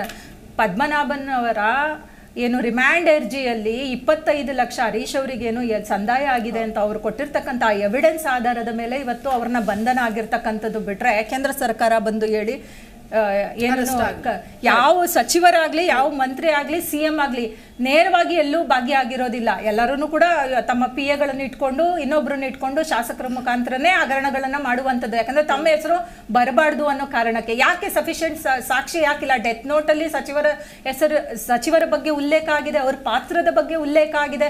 ಪದ್ಮನಾಭನ್ ಅವರ ರಿಮ್ಯಾಂಡ್ ಅರ್ಜಿಯಲ್ಲಿ ಅವ್ರು ಹೇಳಿದ್ದಾರೆ ಹರೀಶ್ ಅವರಿಗೆ 25 ಲಕ್ಷವನ್ನ ಸಂದಾಯ ಮಾಡಲಾಗಿತ್ತು. ಪದ್ಮನಾಭನ್ ಅವರಿಗೆ 8-9 ಕೋಟಿ ಹಣ ಬಂದಿದೆ ಅಂತ ಅಂದ್ರೆ ಇಲ್ಲಿ ಯಾರ್ಯಾರು ಕೇಶವ ಕುಮಾರ್. ಓಕೆ, ಈಗ ಸಚಿವರುಗಳ ಹೆಸರು ಬರ್ತಾ ಇರೋದು ಇದೆ ಮೊದಲಲ್ಲ. ಈ ಹಿಂದೆ ಈಶ್ವರಪ್ಪನವರ ಹೆಸರು ಬಂತು ನೋಡೋದು, ಜಾರ್ಜ್ ಅವರ ಹೆಸರು ಕೂಡ ಬಂದಿತ್ತು ಆಯ್ತಾ, ಅದು ಕೂಡ CBIಗೆ ಹೋಗಿತ್ತು. ನೆನಪಿರ್ಬೇಕು, ಎಲ್ಲರೂ ಕ್ಲೀನ್ ಶೀಟ್ ತಗೊಂಬಂದು ನಂದೇನು ತಪ್ಪೇ ಇಲ್ಲ ಅಂತ. ಇಲ್ಲಿವರೆಗೂ ಸಚಿವರ ಹೆಸರು ಅಥವಾ ತಲೆದಂಡ ಆಗಿ ಅವ್ರಿಗೆ ಶಿಕ್ಷೆ ಆಗಿದ್ದನ್ನು ನಾವು ನೋಡ್ತಾನೆ ಇಲ್ಲ. ಬರೀ ತಲೆದಂಡ ಅಥವಾ ರಾಜೀನಾಮೆ ಅಷ್ಟೇ. ಶಾಸಕ ಸ್ಥಾನಕ್ಕೂ ರಾಜೀನಾಮೆ ಕೊಡಲ್ಲ, ಮತ್ತೆ ಅವರು ಹಂಗೆ ಇರ್ತಾರೆ. ಆ ಒಂದು ಟರ್ಮ್ ಮುಗಿಯೋರ್ಗೂ ಕೂಡ ಹಂಗೆ ಇರ್ತಾರೆ. ಕ್ಲೀನ್ ಚಿಟ್ ಆದ್ರೆ ಮತ್ತೊಂದು ಹೊಸ ಚೆನ್ನಾಗಿರೋ ಸ್ಟ್ರಾಂಗ್ ಖಾತೆನೇ ತೊಗೊಂಡು ಬರ್ತಾರೆ. ಅದೇ ಕಾರಣಕ್ಕೆ ನೋಡಿದ್ವಿ ಈಶ್ವರಪ್ಪನವ್ರು ಏನೆಲ್ಲ ಹೈಡ್ರಾಮಾ ಮಾಡಿದ್ರು ಮತ್ತೆ ಸಚಿವರಾಗೋದಕ್ಕೆ ಅಂತ ಹೇಳಿ. ಬಟ್ ಆದರೆ ಈಗ ಸಚಿವರ ರಾಜೀನಾಮೆ ತೆಗೆದುಕೊಂಡ ಮೇಲೆ ಅಟ್ಲೀಸ್ಟ್ ನಾವು ಒಂದು ಹಂತದಲ್ಲಿ ಇರುತ್ತೆ, ಒಂದು ಎನ್ಕ್ವೈರಿಯನ್ನು ಎದುರಿಸಬೇಕಾಗತ್ತೆ. ಇಷ್ಟು ದೊಡ್ಡ ಹಗರಣ ಕೇಳಿ ಬಂದಿದೆ. ಬಟ್ ಆದರೆ ಏನು ಯಾವ ರೀತಿಯಾದ ಪಾರದರ್ಶಕತೆ? ಎಲ್ಲರೂ ಕೂಡ ವಹಿಸ್ಕೊಂಡು ಬರ್ತಿದ್ದಾರೆ. ತಪ್ಪಿದ್ರೆ ಶಿಕ್ಷೆ ಆಗಲಿ ಅಂತ ಯಾರು ಹೇಳ್ತಾ ಇಲ್ಲ, ತಪ್ಪೇ ಮಾಡಿಲ್ಲ ಅಂತ ಇವರೇ ಹೇಳ್ತಿದ್ದಾರೆ. ಇವರೇನೋ ಹೋಗಿ ನೋಡಿರೋ ಪ್ರಕಾರ ಆಯ್ತಪ್ಪ ನಾವು ನೋಡಿಲ್ಲ, ತಪ್ಪು ಮಾಡಿದಾರ ಅಂತ ನೀವು ನೋಡಿದ್ದೀರಾ ಅಂತ ಕೇಳ್ತೀರಾ, ನಾವು ನೋಡಿಲ್ಲ, ಸರಿ ಆಯ್ತು. ಬಟ್ ಆದರೆ ಎನ್ಕ್ವೈರಿ ಆಗಲಿ ಅಥವಾ ಅವ್ರನ್ನ ಸೈಡಿಗಿಡಿ ಸ್ವಲ್ಪ ದಿನ, ನೀವೇ ಅವರನ್ನ ವಹಿಸ್ಕೊಂಡು ಬಂದ್ರೆ ಆಬ್ವಿಯಸ್ಲಿ SIT ಏನ್ ಮಾಡೋದಕ್ಕೆ ಸಾಧ್ಯ, ಎಷ್ಟು ಫ್ರೀ ಹ್ಯಾಂಡ್ ಆಗಿ ಮಾಡೋದಕ್ಕೆ ಸಾಧ್ಯ ಆಗುತ್ತೆ. ನೋಡಿ, SIT ರಚನೆ ಮಾಡಿದಾಗ ಅದು ಗೃಹ ಇಲಾಖೆ ಅಂಡರಲ್ಲಿ ಕೆಲಸ ಮಾಡುತ್ತೆ. ಸೊ ಆ ಸರ್ಕಾರದ ಅಂಡರಲ್ಲೇ ಕೆಲಸ ಮಾಡುತ್ತೆ, ಸರ್ಕಾರದ ನಿರ್ದೇಶನಗಳ ಪ್ರಕಾರನೇ ಕೆಲಸ ಮಾಡುತ್ತೆ. ಅವರೇನು ಇಂಡಿಪೆಂಡೆಂಟ್ ಆಗಿ ಮಾಡಲ್ಲ. ಅದು ಈ ಸರ್ಕಾರಕ್ಕಲ್ಲ, ಯಾವುದೇ ಸರ್ಕಾರಗಳಿಗಾಗಲಿ ಅವ್ರ ನಿರ್ದೇಶನದ ಪ್ರಕಾರನೇ ಮಾಡ್ತಾರೆ. ಈ SITಗಳ ರಚನೆ ಆಗೋದು ದೊಡ್ಡವ್ರ ಹೆಸರು ಬಂದಾಗ ಏನಾಗುತ್ತೆ ಅಂದರೆ ಆ SITಗೆ ಒಂದು ದೊಡ್ಡ ಕರ್ತವ್ಯ ಏನಿರುತ್ತೆ ಅಂತಂದರೆ ಈ ಪ್ರಭಾವಿಗಳನ್ನ ಅದರಿಂದ ದೂರ ಇಡೋದು ಅಷ್ಟೇ. ಎಲ್ಲ ಒಂದು ಯಾರೋ ಒಂದು ಅಧಿಕಾರಿಗಳನ್ನ ಯಾರೋ ಒಬ್ಬ ಸಣ್ಣ ಪುಟ್ಟವ್ರನ್ನ ಹಿಡ್ಕೊಂಡು ಅವ್ರನ್ನ ಬಲಿಪಶುಗಳು ಮಾಡ್ತಾರೆ. ಯಾಕಂದರೆ ಇದು ಗಂಟಾಘೋಷವಾಗಿ ನಡೆದಿರೋ ಒಂದು ದೊಡ್ಡ ಭ್ರಷ್ಟಾಚಾರ. ಇವ್ರು ದಾಖಲಾತಿ ಕೇಳ್ತಿದ್ರು. 94 ಕೋಟಿ ಬೇರೆ ಒಂದು ರಾಜ್ಯಕ್ಕೆ ಟ್ರಾನ್ಸ್ಫರ್ ಆಗಿದೆ, ಡಿಜಿಟಲಿ ಟ್ರಾನ್ಸ್ಫರ್ ಆಗಿದೆ ಅಂತಂದ್ರೆ ಅದೇ ದಾಖಲೆ. ಈ ದಾಖಲೆ ಇದ್ದೂ ಈಗ ಇದೇ ಯಾವಾಗ ಸುಮಾರು ಮಾರ್ಚ್ ತಿಂಗಳಲ್ಲಿ ನಡೆದಿದೆ. ಮೇ ತಿಂಗಳಲ್ಲಿ ಒಬ್ಬ ಅಧಿಕಾರಿ ಆತ್ಮಹತ್ಯೆ ಮಾಡ್ಕೊಂಡ್ಮೇಲೆ ಇದು ಬೆಳಕಿಗೆ ಬಂದಿದೆ. ಇವಾಗ ಇವ್ರು ಹೇಳೋ ಪ್ರಕಾರನೇ ನಾಗೇಂದ್ರ ಅವರು ಆತ್ಮಹತ್ಯೆ ಆಗಿದ್ರೆ ಬೆಳಕಿಗೆ ಬರ್ತಿರ್ಲಿಲ್ಲ ಸರ್, ಡೆತ್ ನೋಟ್ ಅಲ್ಲಿ ಹೆಸರು ಬಂದಿದೆ. ಮತ್ತೆ ಇನ್ನೊಂದೇನಂದ್ರೆ ಸಚಿವ ಅಂತ ಬಂದಿದೆ ನೋಡಿ. ಮತ್ತೆ ನೋಡಿ ಇನ್ನೊಂದು, ಈಗ ನೋಡಿ ಇಂಥ ಒಂದು ದೊಡ್ಡ ಭ್ರಷ್ಟಾಚಾರ ನಡೆದಿದೆ. ಸಂಬಂಧಪಟ್ಟ ಸಚಿವರೇ ಮೇಡಮ್ ಈಗ ಇಲಾಖೆ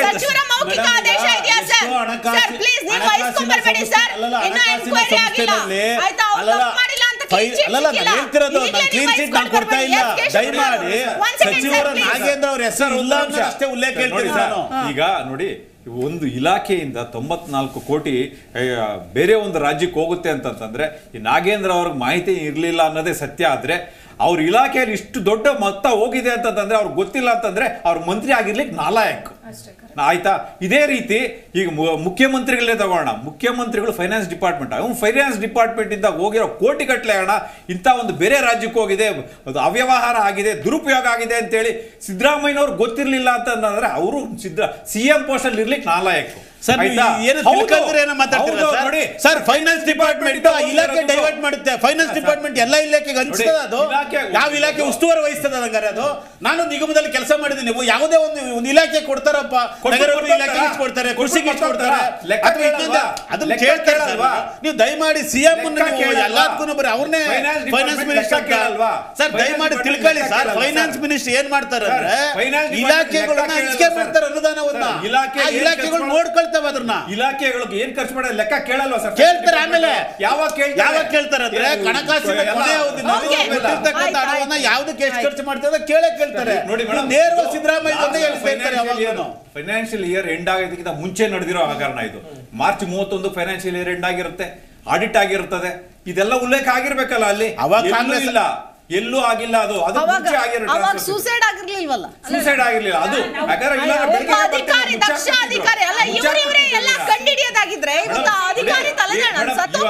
ಅಧಿಕಾರಿ ಏನಕ್ಕೆ ಆತ್ಮಹತ್ಯೆ ಮಾಡ್ಕೊಂಡ್ರು ಅನ್ನೋದಕ್ಕೂ ಒಂದು ನಿಖರವಾದ ಕಾರಣ ಏನಂತಂದ್ರೆ, ಎಲ್ಲೋ ಒಂದು ಕಡೆ ಈ ಅಧಿಕಾರಿನ ಬಲಿಪಶು ಮಾಡಿ ಇವರೆಲ್ಲ ಬಚಾವ್ ಆಗೋದಕ್ಕೆ ಅವ್ರು ಹೆದರ್ಕೊಂಡು ಇದಕ್ಕೆ ಅಲ್ಲಿ ಅಷ್ಟೇ. ನಾಳೆ ದಿನ ನನ್ನ ಒಂದು ಮರ್ಯಾದೆ ಹೋಗುತ್ತೆ. ಮತ್ತೆ ಈ ಒಂದು ಸಂದರ್ಭದಲ್ಲಿ ಅವ್ರ ಮನೆಯವರು ಒಂದು ಹೇಳಿದ್ರು, SITನವ್ರು ಬಂದು ಇಲ್ಲಿ ತನಿಖೆ ಮಾಡಿದಾಗ ಅವ್ರೊಂದು ಪೆನ್ ಡ್ರೈವ್ ಕೂಡ ತಗೊಂಡೋಗಿದ್ದಾರೆ ಅಂತ ಅವ್ರ ಮನೆಯವ್ರು ಹೇಳಿದ್ರು. ಆ ಪೆನ್ ಡ್ರೈವ್ ಏನಾಗಿದೆ ಅನ್ನೋದು ಇದುವರೆಗೂ ಗೊತ್ತಿಲ್ಲ. ಅದರಲ್ಲಿರೋ ಮಾಹಿತಿ ಏನಾದರೂ ಸೋರಿಕೆ ಆಗಿ ಡಿಲೀಟ್ ಆದ್ರೆ ಗೊತ್ತಾಗಲ್ಲ. ಸರ್ಕಾರ ಎಲ್ಲಾ ರೀತಿಯಾಗೂ ತಪ್ಪಿಸ್ಕೊಳ್ಳೋ ಅಂತ ಕೆಲಸ ಮಾಡ್ತಾ ಇದೆ. ಯಾಕಂದ್ರೆ ಅದಕ್ಕೆ ಸೂಕ್ತ ಕ್ರಮ ತಗೋಬೇಕಾಗಿದೆ, ಅದಕ್ಕೆ ತನಿಖೆ ನಡೆಸಬೇಕಾಗಿದೆ. ಅದರಲ್ಲಿ ಯಾರಿದ್ದಾರೆ ಅವರನ್ನ ಸಸ್ಪೆಂಡ್ ಮಾಡೋ ಮುಖಾಂತರ ಆಗಿರ್ಲಿ, ಅವರ ಮಿನಿಸ್ಟ್ರಿಗಳನ್ನ ಮನೆ ಕಳಿಸೋ ಮುಖಾಂತರ ಆಗ್ಲಿ, ಮುಂದೆಗಡೆ ಬಂದು ಜನಗಳಿಗೆ ಈ ತರ ಆಗಿದೆ ಅನ್ನೋ ರೀತಿಯಲ್ಲಿ ಯಾವುದೇ ರೀತಿಯ ಪ್ರತಿಕ್ರಿಯೆಯನ್ನು ಕೊಡ್ತಾ ಇಲ್ಲ. ಒಂದು. ಎರಡನೇದು ಬಂದ್ಬಿಟ್ಟು, ಇದೇ ರೀತಿ ಇದ್ರೆ ಸರ್ಕಾರ 3 ತಿಂಗಳಲ್ಲಿ ಬೀಳುವಂತ ಸರ್ಕಾರ ಆಗಕ್ಕೆ ಯಾವುದೇ ಇದನ್ನು ಬಿಡ್ತಾ ಇಲ್ಲ ಇವರು. ಯಾಕಂದ್ರೆ ಎಲ್ಲಾ ಇದರಲ್ಲೂ ಹಗರಣ ಮಾಡ್ಕೊಂಡೇ ಬರ್ತಾ ಇದ್ದಾರೆ. ಈಗ ಮಾತು ಕೇಳಿದ್ರೆ ಅದನ್ನ ತಪ್ಪಿಸ್ಕೊಳ್ಳಕ್ಕೆ ಈಗ ಅವರ ವಕ್ತಾರರು ಕೂಡ ತಪ್ಪಿಸ್ಕೊಳ್ಳಕ್ಕಂತ ನೋಡ್ತಾ ಇದ್ದಾರೆ. ಯಾಕಂದ್ರೆ ಅದಕ್ಕೆ ಬೇಕಾಗಿರೋದು ಉತ್ತರ ಅಲ್ವಾ? ಇಷ್ಟಾಗಿದೆ, ಹಿಂಗಾಗಿದೆ, ಅದ್ರ ವಿಚಾರವಾಗಿ ಅದ್ರ ಉತ್ತರ ಬೇಕಾಗಿದೆ. ತಪ್ಪಿಸ್ಕೊಳ್ತಾ ಇದ್ದೀರಾ, ತಪ್ಪಿಸ್ಕೊಳ್ತಾ ಇದ್ದೀರಾ.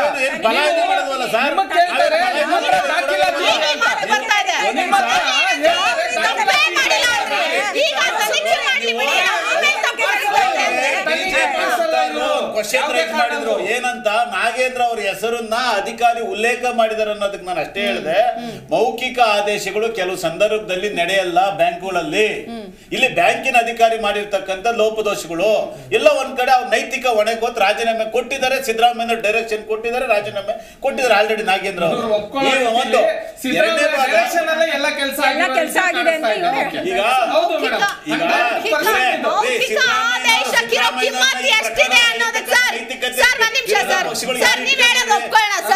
ಯಾವ ಮೌಖಿಕ ಆದೇಶದ ಮೇಲೆ ಹರೀಶ್ ಹೋಗಿ 25 ಲಕ್ಷ ರೂಪಾಯಿ ಇಸ್ಕೊಂಡು ಬಂದು ಇವತ್ತು ಅರೆಸ್ಟ್ ಆಗಿದೆ ಮೇಡಮ್? ಈಗ ಮೌಖಿಕ ಆದೇಶ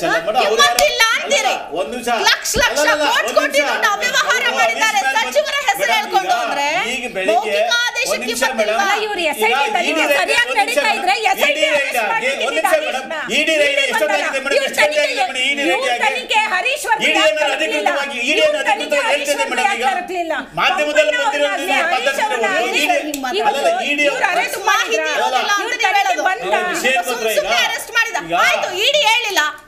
ಸುಮ್ನೆ ಅರೆಸ್ಟ್ ಮಾಡಿದ್ರ ಹರೀಶ್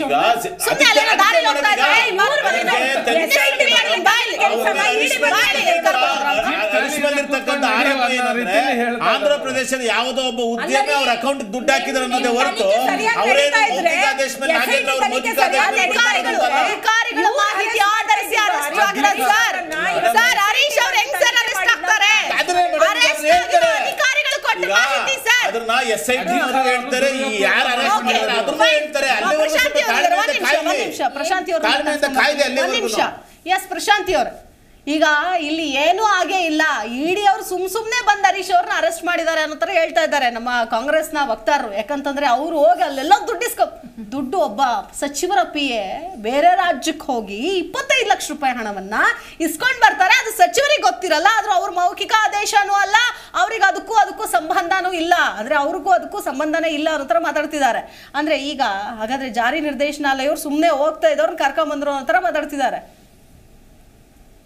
ಮೇಡಮ್, ಇದು ನಿಗಮದ MD ಪದ್ಮನಾಭ ಅವರು ಮತ್ತೆ ಈ ಲೆಕ್ಕ ಪರಿಶೋಧಕ ಯಾರು ಪರಶುರಾಮ್ ಅವ್ರದ್ದು ನಿನ್ನೆ ಆಡಿಯೋ ಬಿಡುಗಡೆ ಆಯ್ತು. ಸೊ ಆಡಿಯೋದಲ್ಲಿ ರೆಡ್ ಹ್ಯಾಂಡ್ ಆಗಿ ಸಿಕ್ಕಾಕೊಂಡಿದ್ದಾರೆ ಇವರು.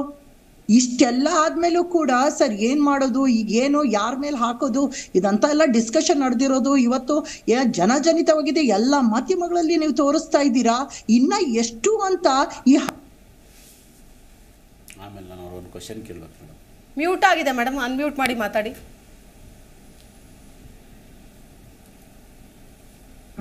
ಹಲೋ ಹೇಳಿ, ಮಾತಾಡಿ. ಎಷ್ಟು ಅಂತ ಈ ಹಗರಣನ ನೀವು ಮುಚ್ಚಾಕೋದಕ್ಕೆ ಪ್ರಯತ್ನ ಪಡ್ತಾ ಇದ್ದೀರಾ. ಹರೀಶ್ ಅವ್ರಿಗೆ 25 ಲಕ್ಷ ಹೇಗ್ ಬಂತು? ಯಾರದನ್ನ ರವಾಯಿಸಿ ಯಾರು ಟ್ರಾನ್ಸ್ಫರ್ ಮಾಡಿದ್ದು? ಇದ್ರ ಬಗ್ಗೆ ಎಲ್ಲ ತನಿಖೆ ಇಡಿ ಬಂದಿದೆ ಇವಾಗ. ಈಗ ನೋಡಿ ಮುಂದಿನ ದಿನಗಳಲ್ಲಿ ಎಷ್ಟರ ಮಟ್ಟಿಗೆ ಈ ತನಿಖೆ ಆಗುತ್ತೆ ಅಂತ. SIT ಅವರು ನಿಜಕ್ಕೂ ಏನೋ ಈ ಇನ್ವೆಸ್ಟಿಗೇಷನ್ ಸರಿಯಾಗಿ ಮಾಡಿದ್ದಿದ್ರೆ ಇಷ್ಟೊತ್ತಲ್ಲಿ ಈ ನಾಗೇಂದ್ರನ್ ಅವರು ಮತ್ತೆ ಏನೋ ಚಂದ್ರಶೇಖರ್ ಅವ್ರು ಯಾರ್ಯಾರ ಮೇಲೆ ಆರೋಪ ಮಾಡಿದಾರೋ ಅವರೆಲ್ಲ ಬಂಧಿಸಿ ಅವ್ರನ್ನ ಇನ್ವೆಸ್ಟಿಗೇಟ್ ಮಾಡಬೇಕಾಗಿತ್ತು. ಆದ್ರೆ ಎಲ್ಲೋ ತಾರತಮ್ಯ ಮಾಡ್ತಾ ಇದ್ದಾರೆ, ಎಲ್ಲೋ ಸಿದ್ದರಾಮಯ್ಯನವರ ಮಾತಿಗೆ ಸಿಕ್ಬಿದ್ದಿದ್ದಾರೆ. ಅವರು ಒಂದು ಮಾತನ್ನ ಕೇಳಿ ಅಧಿಕಾರಿಗಳು ನಡ್ಕೊಳ್ತಾ ಇದ್ದಾರೆ. ಹಾಗಾಗಿ ನಾಗೇಂದ್ರ ಅವ್ರನ್ನ ಮತ್ತೆ ದದ್ದಲ್ ಅವ್ರನ್ನ ಫಸ್ಟೇ ಅವ್ರು ಇನ್ವೆಸ್ಟಿಗೇಷನ್ ಮಾಡ್ಸಿಲ್ಲ. ಇವಾಗ ನೋಡಿ ಯಾವಾಗ ಈ ಆಡಿಯೋ ಬಿಡುಗಡೆ ಆಯ್ತು, ಈಗ ಮುಂದಿನ ದಿನಗಳಲ್ಲಿ ಈಗ ಎಲ್ಲ ಲೆಕ್ಕ ಹಾಕ್ತಾ ಇದ್ದಾರೆ, ಸಂಶೋಧನೆ ಪ್ರತಿಯೊಂದು ಅವ್ರ ಆಫೀಸ್ ನೋಡಿ ಎಲ್ಲೆಲ್ಲಿ ಆಫೀಸ್ ದಾಖಲಾತಿಗಳನ್ನೆಲ್ಲ ಕಲೆ ಹಾಕ್ತಾ ಇದ್ದಾರೆ. ಇವಾಗ ದದ್ದಲ್ ಒಂದು ಏನು ರೆಸಿಡೆನ್ಸಿ ಇದೆ ರಾಯಚೂರಲ್ಲಿ, ಆಮೇಲೆ ಕಾರ್ಪೊರೇಷನ್ ಹೆಡ್ ಆಫೀಸ್ ಇದೆ ವಸಂತ ನಗರದಲ್ಲಿ, ಮತ್ತೆ ಅವರ ಒಂದು ಶಾಸಕರ ಭವನದಲ್ಲಿ, ಇದೆಲ್ಲ ಇವಾಗ ಮಾಹಿತಿ ಕಲೆ ಹಾಕ್ತಾ ಇದ್ದಾರೆ. 11 ರಿಂದ 12 ಏನು ಮೊಬೈಲ್ ಅವರು ಸೀಸ್ ಮಾಡಿದ್ದಾರೆ. ಪ್ರಶ್ನೆ ಇದೆ ಮೇಡಮ್, ಒಂದು ನಿಮಿಷ ನಾನು ಔಟ್ ಆಫ್ ಟಾಪಿಕ್ ಹೋಗ್ಬೇಡಿ ಆಯ್ತಾ. ಮೂಡ ಮತ್ತೆ ಇದೇ ವಿಚಾರ ಯಾವುದು ನಿಮ್ಮ ವಾಲ್ಮೀಕಿ ಅಭಿವೃದ್ಧಿ ಹಗರಣದ ವಿಷಯನೇ ಇದ್ರೆ ಮಾತಾಡಿ. I will hello. ಓಕೆನಾ? ಆಡಿಯೋ ವಿಷಯ ಹೇಳಿ ಸರ್. ಏನು ಈ ಹಿಂದೆ ಕುಮಾರಸ್ವಾಮಿ ಅವರು ಮುಖ್ಯಮಂತ್ರಿ ಆಡಿಯೋ ವಿಷಯ ಅಷ್ಟೇ ನಾನು ಪ್ರಸ್ತಾಪ ಮಾಡೋದಕ್ಕೆ ಅಷ್ಟೇ ನಾನು ಅವ್ರಿಗೊಂದು ಕ್ವಶನ್ ಕೇಳ್ತಾ ಇದ್ದೀನಿ ಅಷ್ಟೇ. ಈ ಹಿಂದೆ ಕುಮಾರಸ್ವಾಮಿ ಅವರು ಮಾತಾಡಿದ್ದಾರೆ ಎನ್ನಲಾದ ಆಡಿಯೋನ ಇಡೀ ಜಗತ್ ಜಾಹೀರು ಮಾಡ್ತು. ನಿಮ್ಮ ಸಿದ್ದರಾಮಯ್ಯನವರು ಶಾಂತಿವನದಲ್ಲಿ ಕುತ್ಕೊಂಡು ಮಾತನಾಡಿದ್ದಾರೆ ಎನ್ನಲಾದಂತಹ ಆಡಿಯೋ ಕೂಡ ಎಲ್ಲ ಕಡೆ ವೈರಲ್ ಆಗಿದೆ. ಏನಂತ ಹೇಳಿದ್ರು ಮೇಡಮ್? ಬೇರೆ ಬೇರೆ ವಿಚಾರ ಹೌದು, ಅವರು ಕಾಂಗ್ರೆಸ್ ಸದಾನಂದ ಗೌಡ್ರ ಆಡಿಯೋ ವಿಚಾರ ಆಗಿರ್ಬೋದು, ಬೇರೆ ಬೇರೆ ನಾಯಕರ ಆಡಿಯೋ ವಿಷಯನೇ ನೀವು ಪ್ರೂಫ್ ಆಗಿ ಅದನ್ನೇ ಸಾಕ್ಷಿನ ಮುಖ್ಯ ಸಾಕ್ಷಿ ಪರಿಗಣನೆ ಮಾಡೋದು. ವಾದ ಮಾಡಿ ಇಲ್ಲೇ ತನಿಖೆ ಮಾಡಿ ಇಲ್ಲೇ ರಿಪೋರ್ಟ್ ಕೊಡಕ್ ಕುತ್ಕೊಂಡಿಲ್ಲ ಸರ್. ವಿಚಾರಗಳನ್ನ ಜನರಿಗೆ ಮುಟ್ಟಿಸುವಂತಹ ಪ್ರಯತ್ನ. ನಿಮಗೂ ಗೊತ್ತಿದೆ ಹರೀಶ್ ಅವ್ರಿಗೆ ಯಾಕೆ ಅರೆಸ್ಟ್ ಆಗಿದ್ದಾರೆ. ಈ ಪ್ರಕರಣಕ್ಕೆ ಲಿಂಕ್ ಇದೆ. 50-60 ಕೋಟಿ ಅವ್ಯವಹಾರ ಆಗಿದೆ ಆಯ್ತಾ. ಅದು ಸಚಿವ ನಾಗೇಂದ್ರ ಅವರ ಮೌಖಿಕ ಆದೇಶದಿಂದ ಆಗಿದೆ ಅನ್ನುವಂತಹ ಗುರುತರವಾದಂತಹ ಮಾಹಿತಿಗಳು. ಯಾಕಂತಂದ್ರೆ ವೇಟ್ ಮಾಡ್ತಾ ಇದ್ದಾರೆ. ಯಾಕೆ ಅಂತಂದ್ರೆ ಪೂರಕವಾದ ದಾಖಲೆ ಸಿಗ್ಲಿ ಅಂತ ಆಯ್ತಾ. ನಾಗೇಂದ್ರ ಅವ್ರನ್ನು ಕೂಡ ವಶಕ್ಕೆ ಪಡೆದೇನೆ ವಿಚಾರಣೆ ಮಾಡ್ತಾರೆ, ಏನು ಹಂಗೆ ಬಿಟ್ಬಿಡಲ್ಲ. ನೆನ್ನೆ SIT ಅವ್ರು ಮಾಡಿದ್ದಾರೆ. ಇಲ್ಲ ಸರ್, ನಮಗೇನು ಅಂತಂದ್ರೆ ಆಯ್ತು ಕಾಂಗ್ರೆಸ್ ನಾಯಕರು ಆಯ್ತು ಆಡಿಯೋ ಏನು ಎನ್ಕ್ವೈರಿ ಆಗ್ಲಿ, ಸತ್ಯಾಸತ್ಯತೆ ಬಹಿರಂಗ ಆಗ್ಲಿ ಅಂತ ಯಾರು ಹೇಳ್ತಾ ಇಲ್ಲ. ಅವ್ರು ತಪ್ಪೇ ಮಾಡಿಲ್ಲ, ಅವ್ರ ಇನ್ವಾಲ್ವ್ಮೆಂಟೇ ಇಲ್ಲ. ಏನ್ ಮಾಡಕ್ ಹೊರಟಿದ್ದೀರಿ ಸರ್? ಈಗ ಮೇಡಮ್, ಈಗ ಹೋಮ್ ಮಿನಿಸ್ಟರ್ ಸ್ಟೇಟ್ಮೆಂಟ್ ಇತ್ತೀಚೆಗೆ ಒಂದು 2-3 ದಿವಸದಲ್ಲಿ ಒಂದ್ ನಿಮಿಷ ಹೌದು. ಈಗ ಮೇಡಮ್, ಈಗ ವಿಚಾರ ಅಲ್ಲಲ್ಲ DK ಶಿವಕುಮಾರ್ ಆಗ್ಲಿ ಬೇರೆ ಮಂತ್ರಿಗಳಾಗ್ಲಿ ಕ್ಲೀನ್ ಇದೆಲ್ಲ ಅವ್ರ ತನಿಖೆ ಅಧಿಕಾರಿಗಳಲ್ಲ. ಈಗ ಇಡಿ ನಿಮಿಷ ಮಾಡಿ, ಈಗ ಇಡಿ ಅಂತ ಹೇಳ್ತಿದಾರಲ್ವಾ, ಇಡಿ ಬರ್ಲಿ ಇಡಿ ಬರೋದಕ್ಕೂ ಒಂದು ರೀಸನ್ ಇದೆ. ರೋಗಿ ಬಯಸಿತ್ತು ಹಾಲು ಅನ್ನ, ಡಾಕ್ಟರ್ ಹೇಳಿದ್ದು ಹಾಲು ಅನ್ನ ಅನ್ನೋ ಪರಿಸ್ಥಿತಿ ಅಲ್ಲಲ್ಲ. ಯಾಕೆ ಬರ್ಬೇಕಾಗ ಅದು ಬಿಜೆಪಿನವರ ಬಯಕೆ. ಅದು ಬಿಜೆಪಿನವರು ಎಲ್ಲಿ ಒಂದು ಒಳ್ಳೆಯ ಆಡಳಿತ ಇದೆ, ಇಡಿ ಅಸ್ತ್ರ ಕಂಟಿನ್ಯೂ ಮಾಡಿ ಮೇಡಮ್. ಅಲ್ಲ ಮೇಡಮ್, ಇವಾಗ ಇಡಿ ಅವರೇ ನೋಡಿ, ನಮ್ಮ ಕರ್ನಾಟಕದ ಪೊಲೀಸ್ಗಳಾಗ್ಲಿ, ಕರ್ನಾಟಕದ ಯಾರನ್ನ ನಂಬದೇನೆ CRPF ಅವ್ರನ್ನ ನಂಬ್ಕೊಂಡು ಅವ್ರಿಗೆ ಅವರ ಒಂದು ಸಹಾಯ ತಗೊಂಡು ಇಮಿಡಿಯೇಟ್ ಆಗಿ ಬಂದಿದ್ದು. ಯಾಕೆ ನಮ್ಮ ಕರ್ನಾಟಕ ಪೊಲೀಸ್ ಅವ್ರ ಒಂದು ನಂಬಿಕೆ ಇಲ್ಲ ಅವ್ರ ಮೇಲೆ? ಯಾಕಂತ ಹೇಳಿದ್ರೆ ಯಾವ ರೀತಿ ನಮ್ಮ ರಾಜ್ಯ ಸರ್ಕಾರದವ್ರು ಹೇಳ್ತಾ ಇದ್ದಾರೋ ಆ ರೀತಿ ಕುಣಿತಾ ಇದ್ದಾರೆ SIT ಅವರು, ನಮ್ಮ ಪೊಲೀಸ್ ಅವರು ಅಂತ ಕರೆಕ್ಟ್ ಆಗಿ ಅವ್ರಿಗೆ ಗೊತ್ತಿದೆ. ಕೇಂದ್ರ ಸರ್ಕಾರನು ಹಂಗೆ ಸಿಬಿಐ ಮತ್ತೆ ಇಡಿ ಇಬ್ರು ನಿಮ್ಮ ಅಧಿಕಾರಿ, ನಿಮ್ಮ ಮಂತ್ರಿ ಹೇಳಿದಾಗ ಕುಣಿತಿರ್ಬೇಕಾಗ ಈ ದೇಶದಲ್ಲಿ. ಹಾಗಾದ್ರೆ ನಿಮ್ಮದೇ ಒಂದು ಅಂಗ ಇದೆ ಅಲ್ಲ, ಮಂತ್ರಿ ಆಗಿರಲ್ಲ ಕುಮಾರಸ್ವಾಮಿ ಅವರು, ಕೇಂದ್ರ ಸರ್ಕಾರದಲ್ಲಿ ಇಡಿ ಮತ್ತೆ ಸಿಬಿಐ ಇವ್ರು ಹೇಳಿದಾಗ ಕುಣಿತಿರ್ಬೇಕಾದ್ರೆ. ಮಾತಾಡ್ತೀವಿ ಒಂದು ನಿಮಿಷ. ನಿಮ್ಮ ಸ್ಟ್ಯಾಂಡ್ ಏನೀಗ? ಈಗ ಈ ಮಟ್ಟಿಗೆ ಈ ಒಂದು ಹಗರಣ ಬಂದಿದೆ, ತನಿಖೆ ಆಗ್ತಾ ಇದೆ, ಇಡಿ ಎಂಟ್ರಿ ಆಗಿದೆ. ಸೊ ಬಿಜೆಪಿ ಅವರು ದೊಡ್ಡ ಮಟ್ಟದಲ್ಲಿ ಇದನ್ನ ಈ ಹಗರಣವನ್ನ ಜನರ ಮುಂದೆ ಇಡುವಂತಹ ಪ್ರಯತ್ನವನ್ನ, ಅಥವಾ ನೀವು ಇಡ್ತಾ ಇದ್ದೀರಿ ಬಟ್ ಅದೇನೋ ಜನರ ಮುಂದೆ ಹೋಗುವಂತಹ ನಿಟ್ಟಿನಲ್ಲಿ ವಿಫಲ ಆಗ್ತಾ ಇದೆ ಅಂತ ಅನಿಸ್ತಾ ಇದೆ. ಯಾಕಂದ್ರೆ ನೋಡಿದ್ರೆ ಹಂಗ ಅನಿಸ್ತಾ ಇದೆ. ಏನ್ ಹೇಳಿ ನಾವು ಅದಕ್ಕೆ ಸಂಬಂಧಪಟ್ಟ ಸದನದಲ್ಲಿ ನಾವೇನೋ ಪ್ರಶ್ನೆ ಎತ್ತೀವಿ ಹಂಗೆ ಹಿಂಗೆ ಅಂತಿದ್ದಾರೆ ಅಶೋಕ್ ಅವರು. ಸದನದಲ್ಲಿ ಖಂಡಿತವಾಗ್ಲೂ ಇದು ಬಹಳ ಮುಖ್ಯವಾದ ವಿಚಾರವಾಗಿ ತೆಗೆದುಕೊಂಡು ಹೋಗಿ ಇದಕ್ಕೆ ವಿರೋಧ ಪಕ್ಷದಲ್ಲಿದ್ದಾಗ ಅವತ್ತಿನ ದಿನ ಕಾಂಗ್ರೆಸ್ ಪಕ್ಷದಲ್ಲಿ ಇದೇ DK ಶಿವಕುಮಾರ್, ಇದೇ ಸಿದ್ದರಾಮಯ್ಯನವರು ನಿಮ್ಮ ಒಂದೊಂದು ಸಣ್ಣ ಸಣ್ಣ ತಪ್ಪುಗಳನ್ನು ದೊಡ್ಡ ಮಟ್ಟದಲ್ಲಿ ಎತ್ತಿ ಜನರ ಮುಂದೆ ಹಿಡಿತಾ ಇದ್ರು. ಬಟ್ ಆದ್ರೆ ಬಿಜೆಪಿಯಲ್ಲಿ ಅಂತಹ ನಾಯಕರ ಕೊರತೆ ಎದುರಾಗಿದೆಯಾ ಇವತ್ತು ಅಂತ ಖಂಡಿತವಾಗ್ಲೂ ಇಲ್ಲ. ಖಂಡಿತವಾಗ್ಲೂ ಇಲ್ಲ. ನೋಡಿ ಸದನದಲ್ಲಿ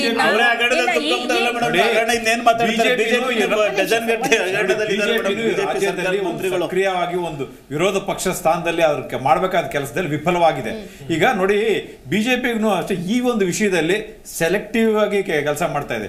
ನಾಗೇಂದ್ರ ಅವರು ರಾಜೀನಾಮೆವರೆಗೂ ಅಂತಂದ್ರೆ ಅವ್ರು ರಾಜೀನಾಮೆ ಆಗಿದ ತಕ್ಷಣ ಆ ವಿಷಯ ಬಿಟ್ಟು ಸೈಲೆಂಟ್ ಆಗ್ಬಿಟ್ರು.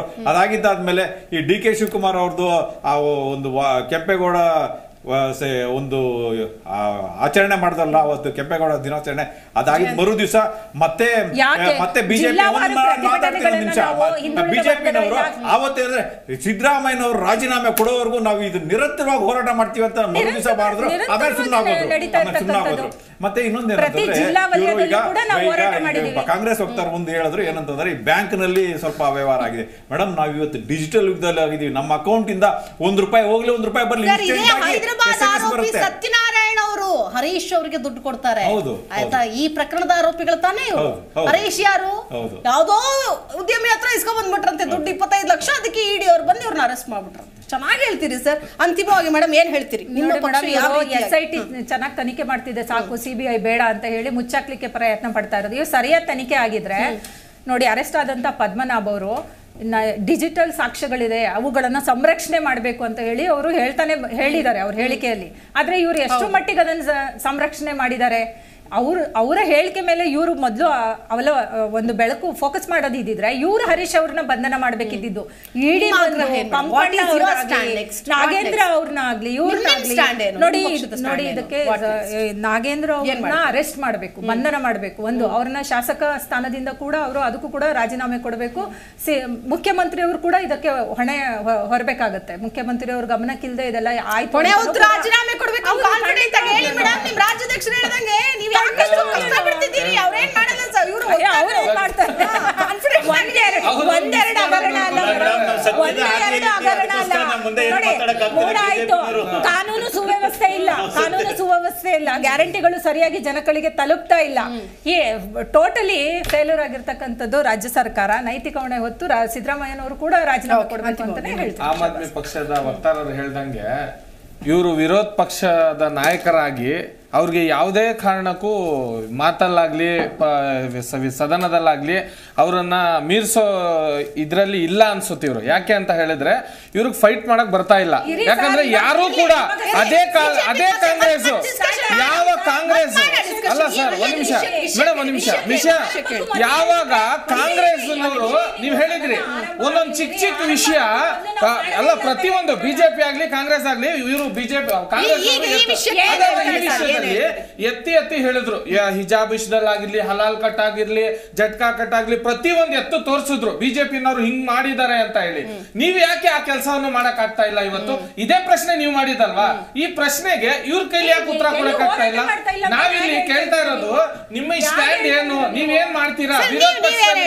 ಏನ್ ಆಗ್ರಹ ಮಾಡ್ತೀರಿ ನೀವೇನ್? ಮೇಡಮ್ ಏನ್ ಗೊತ್ತಾ, ಇಷ್ಟೆಲ್ಲ ನಡೆದ ಮೇಲೇನು ಮುಖ್ಯಮಂತ್ರಿಗಳು ಸಿದ್ದರಾಮಯ್ಯನವರು ಸುಮ್ನಿದ್ದಾರೆ ಅಂತ ಹೇಳಿದ್ರೆ ಇದಕ್ಕಿಂತ ಅವಮಾನಕಾರಿ ಯಾವುದೇ ಇದಿಲ್ಲ ಅಂತ ಅನ್ಸುತ್ತೆ.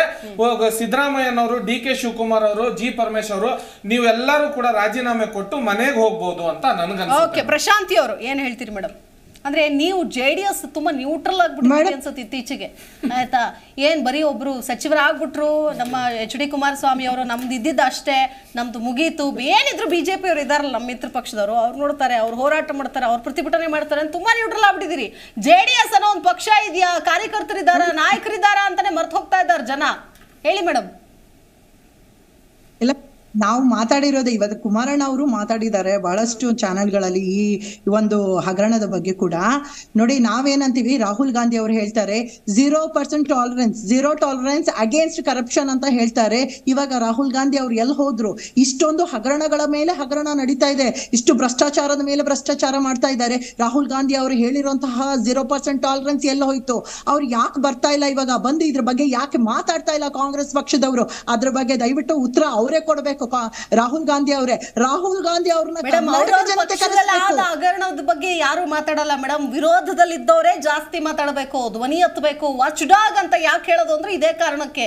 ಸೊ ಹಂಗಾಗಿ ನೀವು ಬಿಜೆಪಿ ಅವರು ಸ್ಟ್ರಾಂಗ್ ಆಗಿ ಸ್ಟ್ಯಾಂಡ್ ಆಗಬೇಕಿಲ್ಲಿ. ಅವರಲ್ಲ, ಅವ್ರು ಇದರಿಂದ ಹೆಂಗ್ ನುಣುಚ್ಕೊಳ್ಳೋಣ ಅಂತ ನೋಡ್ತಿರ್ತಾರೆ ಹೊರತು ನಾವ್ಯಾಕೆ ಅವ್ರು ಹೋಗಿ ಮಾತಾಡುವಂತ ಎಕ್ಸ್ಪೆಕ್ಟ್ ಮಾಡ್ತೀರಿ? ನೀವ್ ಏನ್ ಹೇಳೋದು? ಈಗ ಭ್ರಷ್ಟಾಚಾರಿಗಳ ಜೊತೆ ಸೇರ್ಕೊಂಡ್ಬಿಟ್ಟು JDS ಹೇಳಿ ಮೇಡಮ್, ಏನು ನಿಮ್ಮ ಆಗ್ರಹ ಏನು? What next? ನಾವೇನ್ ಹೇಳ್ಬೇಕಾಗಿಲ್ಲ, ಅವ್ರಿಂದ ಅವ್ರ ಒಳಗಡೆನೆ ಯಾರು ಇದನ್ನ ಎತ್ತಾಕಿರೋದು ಅನ್ನೋದು ಗೊತ್ತಾಗಿದೆ. ಈಗ ಡಿ ಕೆ ಶಿವಕುಮಾರ್ ಅವರೇ ಕೇಳ್ಬೇಕು, ಕಾಂಗ್ರೆಸ್ ಭ್ರಷ್ಟಾಚಾರವನ್ನು ಅವರೇ ಸಿದ್ದರಾಮಯ್ಯನ ಮೇಲೆ ಇವ್ರ ಮೇಲೆ ಅವರು ಆರೋಪ ಮಾಡ್ತಾ ಇರೋದು. ಇದು ಕುಮಾರಸ್ವಾಮಿ ಅವರು ಹೇಳಿದ್ದಾರೆ, ಇದು ಯಾಕಾಗಿತ್ತು, ಹೇಗಾಯ್ತು ಅನ್ನೋದು ಡಿ ಕೆ ಶಿವಕುಮಾರ್ ಅವ್ರನ್ನ ಕೇಳ್ಬೇಕು ಅಂತ ಹೇಳಿದ್ದಾರೆ. ಮಾಡಿ ಅವ್ರನ್ನ ಕೇಳೋಣ ಯಾವ ರೀತಿ ಆಗಿರೋದು ಅಂತ ಭ್ರಷ್ಟಾಚಾರ. ಎಸ್ ಕೇಶವಕುಮಾರ್, ಒಂದ್ ಕಡೆ ಮೂಡ, ಮತ್ತೊಂದ್ ಕಡೆ ವಾಲ್ಮೀಕಿ ಹಗರಣ.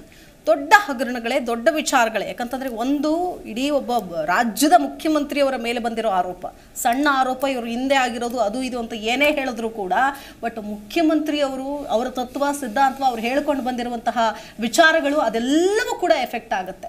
ಬಟ್ ಈ ಒಂದು ಸಣ್ಣ ವಿಚಾರಕ್ಕೆ ಇಷ್ಟು ದೊಡ್ಡ ಮಟ್ಟದಲ್ಲಿ ಸುದ್ದಿ ಆಗ್ತಿದ್ದಾರೆ ಅಂತಂದಾಗ ಇದರಿಂದ ಹೊರಗೆ ಬರೋದಕ್ಕೆ ಅವ್ರು ಏನ್ ಮಾಡ್ಬೇಕು ಅದು ಮಾಡ್ಲೇಬೇಕಾಗತ್ತೆ. ಇಲ್ಲಾಂದ್ರೆ ರಾಜ್ಯದ ಜನತೆ ಮುಂದೆ ನಿಜಕ್ಕೂ ನಗೆ ಪಾಟ್ಲಿಗೀಡಾಗ್ತಾರೆ. ಕ್ವಿಕ್ ಆಗಿ ನೋಡಿ, ಈ ಒಂದು ಹಗರಣದ ನಿಷ್ಪಕ್ಷವಾದ ತನಿಖೆ ನಡೆದು ನಾಗೇಂದ್ರ ಅವ್ರು ತಪ್ಪಿತಸ್ಥರಾಗಿದ್ದರೆ ಅವ್ರಿಗೂ ಶಿಕ್ಷೆ ಆಗಲೇಬೇಕಾಗುತ್ತೆ. ಸಿದ್ದರಾಮಯ್ಯ ಅವರು ಏನೋ ಆಗಿದೆ ಅವ್ರಿಗೂ ಶಿಕ್ಷೆ ಆಗಲೇಬೇಕಾಗುತ್ತೆ. ಮತ್ತು ಇನ್ನೊಂದು ಇವಾಗ ಆಗ್ರಹ ಪಡಿಸ್ತಿರೋದು ಏನಂತಂದ್ರೆ ಸಿದ್ದರಾಮಯ್ಯ ನಿಜವಾಗ್ಲೂ ಅವ್ರ ನೈತಿಕತೆನೇ ಇದ್ರೆ ಈ ಒಂದು ನಿಗಮ ಈ ತರ ಹಗರಣ ಆಗಿದೆ, ವರ್ಷದಿಂದ ಸುಮಾರು ಸಾಕಷ್ಟು ಹಗರಣಗಳು ಬಂದಿದ್ದಾವೆ, ಎಲ್ಲಾ ನಿಗಮ ಮಂಡಳಿಗಳದ್ದು ಒಂದು ಅಕೌಂಟ್ಸ್ ಆಡಿಟ್ ಆಗಿ ಇದರ ಆದಷ್ಟು ಬೇಗ ಅದರ ಒಂದು ಶ್ವೇತಪತ್ರ ಹೊರಡಿಸಬೇಕು ಅಂತ ಆಗ್ರಹ ಮಾಡ್ತಾ ಇದ್ದೀವಿ. Yes, thank you so much. ಎಲ್ರಿಗೂ ಕೂಡ ಧನ್ಯವಾದ ಚರ್ಚೆಯಲ್ಲಿ ಭಾಗಿಯಾಗಿದ್ದಕ್ಕಾಗಿ. ಎಸ್ ವೀಕ್ಷಕರೇ, ಹೇಳ್ಬಿಡಿ ಸರ್, ಕ್ವಿಕ್ ಆಗಿ ಏನು ಹೇಳ್ಬೇಕು ನೀವು? ಮೇಡಮ್, ಇವತ್ತೇನು ವಾಲ್ಮೀಕಿ ಹಗರಣ ಆಗಿರ್ಬೋದು ಮತ್ತೆ ನಮ್ಮ ಮೂಡ ಹಗರಣ ಆಗಿರ್ಬೋದು, ಅದು ಬಿಜೆಪಿಯ ಸೃಷ್ಟಿಯ ಹಗರಣ. ಮತ್ತೆ ಕಾಂಗ್ರೆಸ್ ಸಿದ್ದರಾಮಯ್ಯನವರು ಮತ್ತೆ ಒಂದು ಬಿಜೆಪಿ ನೆಲದ